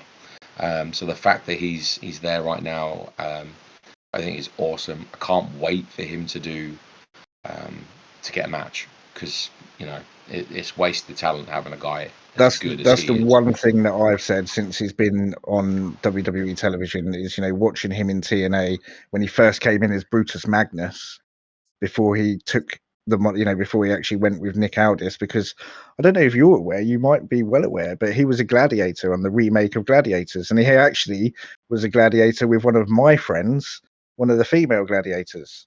So they were on Gladiators together, and then I saw him come to TNA as Brutus Magnus. And he was so good, just straight off the bat. And like you say, he's got that charisma, and I think he's doing a stellar job as a GM. But yeah, he's done an amazing always job. like that. But Absolutely. yeah, I that's the think one thing he's I've been gutted about is since he's been in is that he's not had any in-ring action, because like you say, that's a talent that needs to be shown on WWE television. And I have every faith that at some point it will be there. I'm sure he will have a match, whatever, however that looks like, whatever it looks like, whether he even goes to being full-time worker or token, I don't know, but he will wrestle at some point, and when he does, it will be awesome. Royal Rumble 2025, surprise entrant. Absolutely, and why not? Yeah. The second part to that was about WWE myself. Do you have any plans to push for a place in the WWE? I mean, I'm going to try and take the advice of Joe Connors and Sid Scala and not say that I'm too old. But at the same time, I'm also realistic in a sense that if I was going to make something of myself at WWE, I'd need to be in Florida. And at the moment, I'm in the beautiful UK. Never say never, which is a cliche thing to say. No, but it's very true. If opportunities were to arise, would I take that with open arms? Of course I would. I'd be crazy not to. Do I think so. That it will happen? Do I think it's like going to happen? No. It would be nice if it did. But I'm trying to keep my feet firmly planted on the ground. I think I'd have to get into slightly better shape. And like I said, Florida would have to be there as well. Yeah, I totally understand. I mean, obviously, like you say, of course, I take it in a heartbeat. Yeah, but I mean, going back to the age thing, I mean, obviously that resonates with me because I'm, like you said, I'm the same age as you and the same age as Joe, and it's something that I, especially since coming to SOS more often and talking to you guys, it's definitely something that I want to be more involved in on some sort of level. I mean, I personally think I'm too small to be a wrestler. I'm well out of shape at the moment, like very You much out of realise shape. Hornswoggle wrestled, don't you? Pardon? You realised Hornswoggle wrestled, don't you? Hornswoggle's like 2 feet taller than me, But what I was going to say is take a look at DDP. But it's prime example, isn't he? 36 years old, he hit the professional scene and hit big time with the WCW, hit at the right place at the right time. So like you say never. You don't know what's around the corner. And I completely respect that answer. And like you say, it's a bit cliche, but it is very true. Yeah, no, absolutely. You never know how, the next year's going to go. you never know how the next couple of months are going to go. Well, Who's yeah, to and you say don't know that? who's going to be at the next show or the show 2 weeks from now. Who's to say that?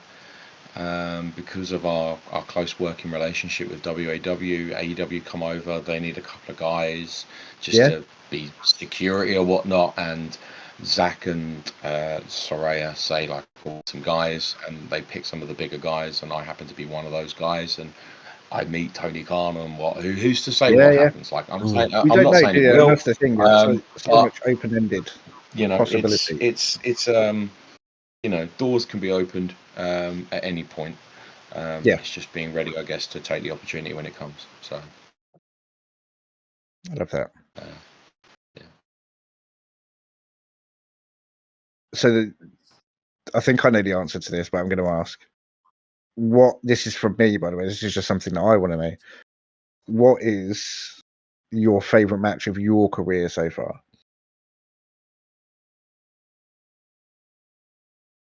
Probably the 6-man tag. Yeah, that's what I thought you were going to say. I honestly thought you were going to say that, but I needed to ask. I needed clarity. It was that match. I think it's got a special place because, like I said, it was 6 months worth of storytelling. It's one of the biggest pops I've got from a finish of a match.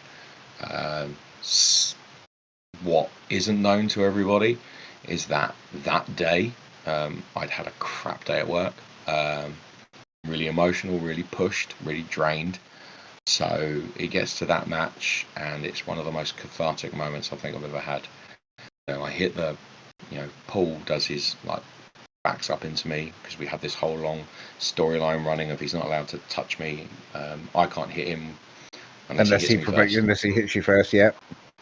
Yeah, because he stole it straight from Jericho and Stone Cold Steve Austin. Because I remember thinking that's a great angle. We could milk that, and we did. And the moment he backs up into me, and everyone goes, "You can hit him," and it was one Death Valley driver, 1, 2, 3. Those are real tears at the end. It's a very cathartic moment. My whole day was just summed up in a massive "fuck you," and I won. And it was an amazing end to the day. But that's where, like I said, for me, wrestling it blurs those lines. You can use real life emotion, real life circumstances, and pull it into what you're doing, because that's what acting is. And pulling on those emotions. And for me, that moment was massive for me to have that moment. That was very cathartic. And I think also one of my favourite matches, just for what it was my first ever title win. That again meant everything to me. I can totally understand. You don't forget the first one. And for me, that was at the end of a run of being in a tag team. I don't think you'll mind me saying that my tag team was very one-sided. I did a lot of the heavy lifting. I did a lot of the carrying. He, bless him, the guy I wrestled with, he was a nice chap, but he couldn't commit to it as much as I could. We got booked on a lot of shows because I was the one putting in the effort. I was the guy constantly in training, constantly hustling, and they were like, "You can't leave Sully off the card. It's unfair." But I'm in a tag team. I got booked with him. COVID started to hit, and we were thinking we were building to this first ever tag team tournament match for the SOS tag belts. And I remember saying to Paul, like, if this is the last show of the year, because we're not going to get to do another one because of COVID clamping down again, we need to send the crowd home happy. So you don't need us to win. We're already established as a big heel team. Let the kids go home happy. Put it on the good guys. And he was like, "But I want to reward your hard work and your effort." And I said, "And I really appreciate that. But what's best for business is to send the crowd home happy. Send them home happy, because we were building a big storyline around the main belt, which was held by a heel. I hope he doesn't mind me saying, but he had no intention of wanting to drop that, and he wouldn't have suggested to do it early. So at that point, for me, it was a matter of we need to do what's good for business. I think that really struck a chord with Paul, and he wanted to reward me with the hard work and effort I put in. So a couple of months later, it's Sully's going to win a number one contendership match. Sully's going to win the SOS belt. Yeah. And I really, for me, I really appreciate it because he didn't have to. And that match, again, real tears, because it's all that hard work and effort. Yeah, you're seeing it come to fruition, aren't you? And you're seeing it appreciated Yeah. by the people around you. So, like you say, with Paul saying, right, Sally, we're going to push you for this. We want you to take it on and be the main guy. Like you say, it shows that he appreciates it, that you deserve it, that you've put in that stellar effort and that you've worked your ass off and you've dug deep to do whatever you can to get there and to help the company and to lift other people as well. It's that sign of, well, you're not the standard bearer, but at the moment you're the face of the company. Yeah. And I know that for WWE and bigger companies it's a bigger deal because of all the press and things like that they do. But you are representing the company now. Yeah, of course. And the following night, I won the belt on the Saturday, on the Friday night, and on the Saturday I was up at WAW Wrestling PJ Night. Yeah. The belt again, putting it on the line. Yeah. And like I came away from that match really not being happy with my performance. I felt like I'd let the side down. The match isn't bad. I've watched it back, but for me, I wasn't happy. So when I got to wrestle PJ later on at Charter Hall, for me, that was putting a demon to rest. Yeah. Because I got to have a better match with him this time. And we came out of the match and the pair of us were like happy with how that went. That was cool. And I was like, that's like a demon I put to bed. Yeah. Like, I think that's the thing. I've leveled up now. Like, that's my level stick. And me and PJ went, and it was good and it was fun. And nothing got botched, or there was nothing. Yeah. And I was like, I've leveled up. I'm happy. And I've kind of said that my next level up is if I get to wrestle Joseph Connors again. That'll be be an honour. I'd like to see that. I won't be so awestruck this time as well because it's my buddy. Like at that time, at the beginning, I was like, oh my god, this is Joseph Connors. It was a WWE. Oh my god. Yeah. And now I'm like, it's Joe. Like one of the hardest chops I've ever taken in my life. Yeah. So when we pitched doing the Sting Ric Flair spot, and he's just bang, bang across my chest, and I'm meant to be like stinging up and being like, Rah! It sucked. That's got to be hard to push through, yeah. That's got to be really hard to go, okay. Yeah. Yeah, that hurt. There's no sugarcoating that. That hurt. But it was one hell of a cool moment. And like I said, now I'd love to do it again with more experience and time under my belt. So that would be cool. JJ? Yeah, so I got one last question. So, there you go, you've gone through. So yeah, so obviously before any build up to a show, do you have any pre-show, pre-match rituals that you literally take on the same every time? So you do your boots up in a certain way, or you put your shorts on before your vest, or something like that. It has to be a particular way of doing things. Do you put your kilt on first? Last, always last. It's like one of the last things to go on. And one of the first things to come off. No, I'm joking. Okay, so it's not really a ritual, but it's something I do that pisses off the entire locker room. And they get annoyed with me, and they know I've done it. Again, age. Me and Mike worked it out before I did, and then he kind of imparted this bit of knowledge to me, and I now bathe in the stuff. He goes like, before you go out, put some deep heat on. You don't ache as much in the morning. So I go, okay, cool. So I've got this spray on deep heat. I just on my back and my neck and stuff like that. And this spray goes right up in your nostrils. Like it's horrible. You can be in the other room and it goes vile. right up. And guys will walk in and go, oh, bloody hell, Sully, you've put your deep heat on. And that has become the thing. And I'm not happy unless I've put it on, I also use Vicks Vapor Rub. Oh, no. And then on my chest, just to make sure that I can breathe clearly. Because the last thing I want to do is gasping for air. So my deep heat, my Vicks Rub. And and making sure that I've painstakingly like done my tape properly. I'm feeling good, and I do copiously cover myself in water and like spray bottle, so that I'm gleaming and looking. So yeah, like your my hair best. looks very different today compared to when I see you live in action. Yeah, it's because I'm not It's obviously like the copious covered amounts of in like water. a Yeah, pint of water. And I'll always do it. There'll be a bit where I've kind of like I've warmed up and I'll have got a bit of a pump on. I've done some push-ups and so I've sprayed my hair with water and whatnot like that. And I'll look at one of whoever and I'll be like, "Do I look like a wrestler yet?" And then I go, and then they'll walk out and they're like, "You'll do." I'm like, oh, "Okay, cool." yeah, you'll do. Absolutely. And it's like little things like that I've just kind of just do instinctively now, and I don't mean to.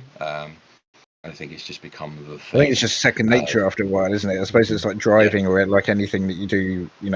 I've noticed now. I noticed it the other day actually that I put my socks on in a certain order. I know it's strange, but I always put my right sock on first, and I've noticed that. I looked at it. I was like, hold on. I used to do this when I played football. This was always like my ritual before I played football, and I've just stuck with it ever since. I don't know why. I don't even know why I noticed it. I just did. My socks on in a certain way. I always wear two pairs of socks when I'm wrestling. And I have a particular sock that goes on the outside and a particular sock that goes on the inside. Oh, there you go. Because it's how it looks when it goes over the boot. So Yeah. I want to make sure that looks right. But that's an aesthetic thing, I guess. But that's my Yeah. main rituals, as it were. I don't have anything else, I don't think. So the other thing the locker room with deep heat. Yeah. Oh, yeah. No, I can imagine that. I pulled my shoulder a few weeks ago, and I was using deep heat, and my missus was like, "Oh my god, I can taste it. you can taste it." It wasn't even spray; it was the rub. It's So it was working. direct. Yeah, exactly. That's exactly right. The other thing that I wanted to touch base on, I mean, it's very obvious that you're a Bray Wyatt fan, and I've seen the posts on Instagram. I've seen when the news was announced, and obviously how shocked I think the whole world were. Especially being that you and I are his age, and it was very just out of nowhere. But obviously, you have the moth tattooed on the back. I've seen it. I've seen the images and stuff like that. Was that something that you decided that was going to happen as soon as you heard the news? I mean, he's obviously played a big part for you to go out and get something like that in homage to him. He's obviously played quite a big influence towards you as a wrestler and everything. Yeah. I wouldn't have said it was something that happened straight away. Yeah. Bray was one of those guys that I came to later on as a wrestling fan. And the first time I discovered him was actually on SmackDown versus Raw or something like that, whatever year it was or whatever game that they were on. Husky Harris, I remember being like, sorry? Was he as Husky Harris by any chance? No. Okay, it was actually as Bray. As Bray. I remember him as Husky Harris. Yeah, me too. Because I remember going, I recognise this guy. But I was playing the game and it was some guy that came to the ring with a bloody chair and sat in it. And I remember going, what's up? So because of that, I then went online and started looking into who he was and watching his matches. And I just loved the dedication to the character work. I was a fan. And I was a fan all the way through. Then when he disappeared, I was a bit gutted. I thought that the Firefly Funhouse, the skits that he was doing were incredible. I think they were just next level stuff. I'll be honest. For me, I don't mind the hooky spooky stuff in wrestling. I've never minded that. I like it when it's a little bit more steeped in realism for wrestling. So, like when they were pitching that Bray and the Fiend were like, it's a split personality. I was like, that's cool. Like that's what I love about it at the moment with the whole Bo and Uncle Howdy. Is what the way they're doing it at the moment is a great tribute to Bray. Bray was obviously a genius to come up with what he did, and I think Eric Bischoff said it as well that he was years ahead of his time. Creative wise, he's just been absolutely phenomenal. I think, like you said, that would a fantastic way to do it is that split personality that that is one in the same. And and I think I just latched onto that, and I know, like I said, the promo style, it's always very, he didn't have any, he had a few like catchphrases, but it were not massive ones, he didn't need, like, if you think of someone like The Rock, who's got like a million catchphrases, then he has to put into a promo, and you almost feel conned if he doesn't put one in. With Bray, he was always talking about the subject matter and the content, and the way he'd deliver, I thought, was always. But you really, want to really listen to him, didn't you? You were enthralled, and you were dragged into it because it was so intense, it was so passionate, it was so good. And I know I've said this to JJ previously on another episode as well. The one thing that stood out to me, that when he first started coming back as Bray Wyatt after the Husky Harris, was he's got the whole world in his hands. The way that he just sang it so calmly, it just had that sinister horror film about it, and it gave you an insight into the character without any visuals. It was just that audio to it, and that enthralled me with Bray personally. Yeah, no, his character work is second to none. His dedication, his creativity. Yeah. Like I said, the age really kind of hit home with me. Yeah, it does. Yeah. I was one of the things I did get to do, and this was a fanboy moment. There's no two ways about it. Many years ago, just as the Fiend had been sort of debuted, we did a sort of a Halloween battle royal thing where everyone dressed up as a character. And I said to the promoter at the time, I said, dibs on the Fiend. I'm doing this, I'm doing it, and I'm doing it properly. Yeah. Like, I'm not half-assing this. I'm going to get a mask. I was at the build. Like, I've got the build. Like, that's fine. Yeah. So I went. I bought a mask. Off Etsy. I got the gloves off Amazon. This is painted on the hurt and heel. I had the trousers, the whole thing. I even had a lantern. I had this old Michael Myers mask from Halloween, and I put it over the lantern, and I sewed up his eyes because I was like, this is going to be creepy as anything, and I went all out. And when it came out, like, kids were like, oh my god, they booked him, he's here. And I thought that was, like I said, that's a real marky thing. Like, I don't like the word mark, but that was me being a big fanboy of Bray, and I got to do the mannerisms and stuff. And for me, it was fun. Like, I just played wrestler for the day. But like the week later, he won the belt. I was like, that's cool. And the guys were like, bro, you never told me you won the belt. Stuff like that. And I was like, that was really cool that I did that tribute. And then like a week later, he won the title. And I've actually still got the mask and the gloves sort of framed. I did like a makeshift thing. I spent a lot of money on the mask. So it was before WWE were making their own, so you couldn't buy them from WWE. So some guy made it, bless him, and painted it and whatnot. And then obviously coming back as Uncle Howdy, or doing the work that he was doing with Uncle Howdy was cool. Having him back in the ring was awesome. I didn't mind his match with LA Knight. I know a lot of people didn't like it. I wasn't really for me personally. The paintwork. Yeah. I didn't mind the paintwork. I thought it was different. I thought the paintwork was awesome. I liked that part of it. I just think that it's a shame that was his last match. I think he could have done so. He was capable of so much, and so was LA Knight. Don't get me wrong, but I just think that Mountain Dew glow in the dark match was just not it. No, and that's fair enough, and then maybe this is the fan always trying to find something good in it. Yeah.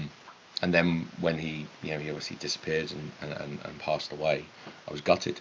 And I remember thinking, like, I've wanted a back piece for a while, and then I was like, oh, that moth looks really cool, and I really like the logo, the image of it. Yeah. Moth is always quite cool, and I was sitting there thinking, like, get this done. And for those who know,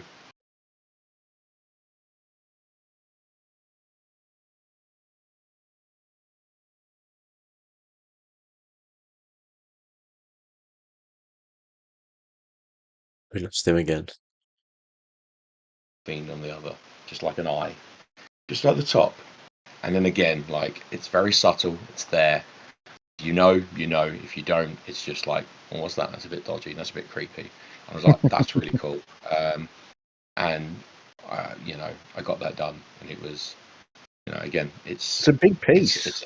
it's a big piece. I was there all day. It hurt like hell at the end of it. Yeah. But you earn your ink, and I think I earned mine that day.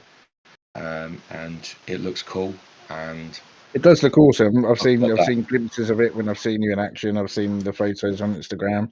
I don't suppose you're going to be getting any more tattoos from Jack though, after what you did to him. Well, I mean, it depends if he simmers down or not. Like if he that's learns true. his lesson now, then that's fine. But I've said next time that if he pipes up again, I'll break his hand. So job done. I've broke a rib. Learn your lesson. It's that. I'll let you off lightly this time round. Absolutely. It's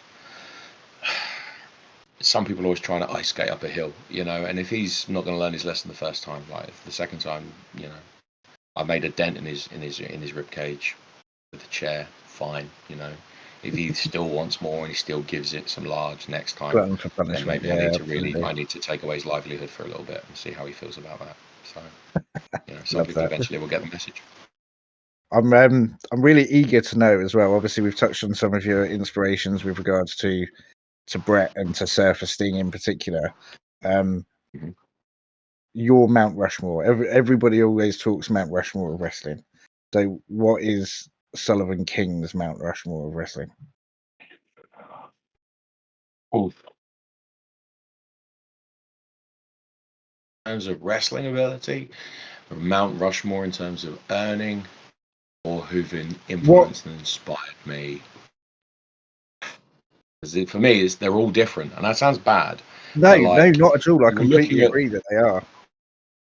The Mount Rushmore of like inspirational technical wrestling. You've got your Brett. Brett's up there. Bit of slack, but someone like Benoit would have been on there as well. But okay, the man was flawed. The wrestler was second. As a wrestler, absolutely phenomenal. One of the very best. I can't comment on the man because I didn't know him. I only know the wrestler, and the wrestler was technically brilliant. But then if we're looking also at the Mount Rushmore of technical wrestlers, you're going to have guys like Daniel Bryan needs to be on there. There's a case for Dean Malenko because these guys were very technical and brilliant. This is where me and Richie, we differ because he says like Dean Malenko's up there and I go, Dean Malenko is an amazing wrestler. Can't talk to save his life. No, I totally agree with you. Yeah, absolutely. In terms of ability. And that's why he wasn't top guy. Yeah. Which is why I get controversial talks when I'll say things like, I can understand why Vince didn't borrow to the moon because he's not as charismatic as The Rock. When you've got guys like Stone Cold Steve Austin and The Rock and Hulk Hogan who have led your business in terms of talking, and John Cena, those are your top guys that can just put a microphone and go and talk for him for a bit. Yeah. If you can't do that, or at least on some level near that, I can see why you're not the top guy. And it sounds harsh, but being able to talk is reality. You come as a package deal, don't you? You have to be able to deliver on all aspects. And I agree with you. Dean Malenko, if you look at Dean Malenko's body of work as an in-ring wrestler, he is absolutely outstanding and one of the very best you'll ever see. But in terms of his promotional work, it just wasn't there. So in terms of people that have made money, you've got to put someone like Stone Cold Steve Austin on there. Yeah. One of the best wrestlers ever. He still sells out most people now. His merch still sells more than most now. For a wrestler that's got everything, he had it. Yeah. He could wrestle, he could talk, he looks cool, and he's got one of the best wrestling moves ever because everyone loves a Stone Cold Stunner. Oh, of course they do. Before the RKO. And if you're looking at, again, guys that I think that deserve to be on the Mount Rushmore, I think Sting needs to be on there. I think Sting's up there. I think Bret Hart needs to be up there. I think like I said, someone like Stone Cold Steve Austin needs to be up there for what he's done for the business. know what? A lot of people give me shit for it. I think John Cena needs to be up there now, man. Like, I totally agree. In terms of what he's the done for the guys business. announced he said he's retiring, and I get it. There was a lot of there was maybe because I wasn't there at that time. I wasn't a fan. I wasn't there for the Cena sucks, Cena lol wins lol time. But you can't be around for that long and be as successful as he has and not be bloody good at it. Yeah. I mean, that's the thing. In terms of in ring ability, is he the best? No, he's not. But in terms of what he's done for the business, his promotional work, I mean, I've said it many a times. If you look at people on the mic, I think if you were to put a Mount Rushmore together of people on the mic, you've got to have Stone Cold, John Cena, Paul Heyman, and probably The Rock. In terms of promo skill wise, and I know Paul Heyman's not a wrestler, but he, his work and his exactly. So I totally agree. I think John Cena needs to be up there. And you say greatest of all time, he's definitely in that conversation for sure. I think he has to be, just because, like I said, if you're looking at someone that can tick all the boxes. Yeah. Because I'll be honest, like, I love Brett as a wrestler, but he's not the greatest talker. Again, exactly that. Yeah. Same as Benoit. He had an intensity to him. He was a great wrestler, but again, the talking wasn't as potentially as great as it could be. Yeah. Lesnar's not a great talker. Eddie was a good talker. Was he as good as someone like The Rock or Austin? No. But it's that level is like I said, to transcend that level, you've got to have something special. You've got to have that star quality. Well, I mean, if you look at Roman, Roman's promos were so lackluster and so bland and boring, and then obviously they came up with the Bloodline. They put him with Paul Heyman, which was arguably the best decision they could have done. And his promo has just gone on, and he's got this aura about him now, and he's got to that level where I think WWE wanted him before they forced him down our throat. So like, this is where we want to see him at. They got it. Like they got it before we did. Yeah. And I think it was just that knee-jerk reaction of we didn't want it. Well, I say we, the fans didn't want it. But they saw the potential there, and then when we all saw it, like I say, it was too late. It's not too late, but we saw it, and it's only when we then appreciated that it worked. I mean, if we're looking at all the most successful baby faces, I say most successful baby faces, we're just looking at someone like The Rock, Stone Cold Steve Austin, Triple H to a certain degree. They were all heels to begin with, and then they turned babyface, and then we appreciated it. Like Cena was a career babyface, but if you think about his Doctor of Thugonomics, he was more of a heel because he was a heel. Yeah, he was due to be a heel. Absolutely. And that's what got him over, because everyone's like, "Oh, he's saying all this stuff. That's quite funny. He's cool," and that got him over as the babyface that he now is. That was quite heely. So if you're looking for that, Roman didn't. He kind of got that heel thing in the Shield, but not really. But if he'd have gone on like a mass tear as a heel, people say like, would we now be in a position where we would have been the other way around? We'd have loved him and then hate. But now everybody wants him back. Like, you want that heel thing, because it's only as a heel you kind of, like I said, you kind of learn to work the crowd. You learn to kind of get that reaction and get that investment. And that's when you're able to, like I said, now he's organically being cheered. Yeah. Because it's hard to make people like you. It's easy to make people boo you. Yeah. Anyone can be hated, but to be loved is hard. Yeah. So, I think, and like you say, with in terms of Cena being up there and Stone Cold and stuff, for somebody to be loved for that long as well has got to be considerably harder than just being loved in the first place. Yeah, and doesn't matter who you are, you've got an opinion on it. Yeah. Whereas there's a lot of wrestlers that you haven't even heard of, or you're a bit like, they're okay. Everyone's got an opinion on Cena, and in order to be at that level, Cena's the Hulk Hogan of this time, isn't he? Because if you think about it, when you used growing up, if I spoke to friends about wrestling that weren't wrestling fans, you only have to mention Hulk Hogan and instantly like, okay, I know exactly who you mean. And John Cena is now that person. Same with Stone Cold as he was. You mention that one name and they go, oh yeah, I know exactly who you mean. Yeah, but the wrestlers that we really like, your Bryan Danielsons or people like that, people don't know No, and that's the thing, and I think, and that's the wrestling bubble we live in. Unfortunately, we do get caught up in, well, we think these guys are a big deal, but yeah, on a technical level, you go, but he was a wrestler, and the people go, was he? No, he wasn't. Yeah. But that's just kind of how people kind of get to learn them. As a music teacher, one of the most awful things I think I ever heard was, I was talking about Ozzy Osbourne, and they were like, "Oh, why? Oh, he's famous for his TV show." I was like, "No, he was a singer in Black Sabbath. Yeah. Helped pioneer metal music." And they were like, "Oh, he did that too." And you're like, I need to leave. Like, I tell you what, though, you say, you know, I remember working as a medic for the ambulance service, and I remember going to a patient, a 15-year-old kid who had hurt himself at a rugby game. Myself and my colleague were called out to him, and I was about to give him some pain relief, some gas and air, and it really deepens your voice. And, you know, I used to joke with my patients and say, especially younger kids, it's going to make you sound like Frank Bruno. And I remember he turned around to me and said, "Who the hell is Frank Bruno?" And I was like, I'm gone. I'm done. That's my time. ain't cricket, Harry.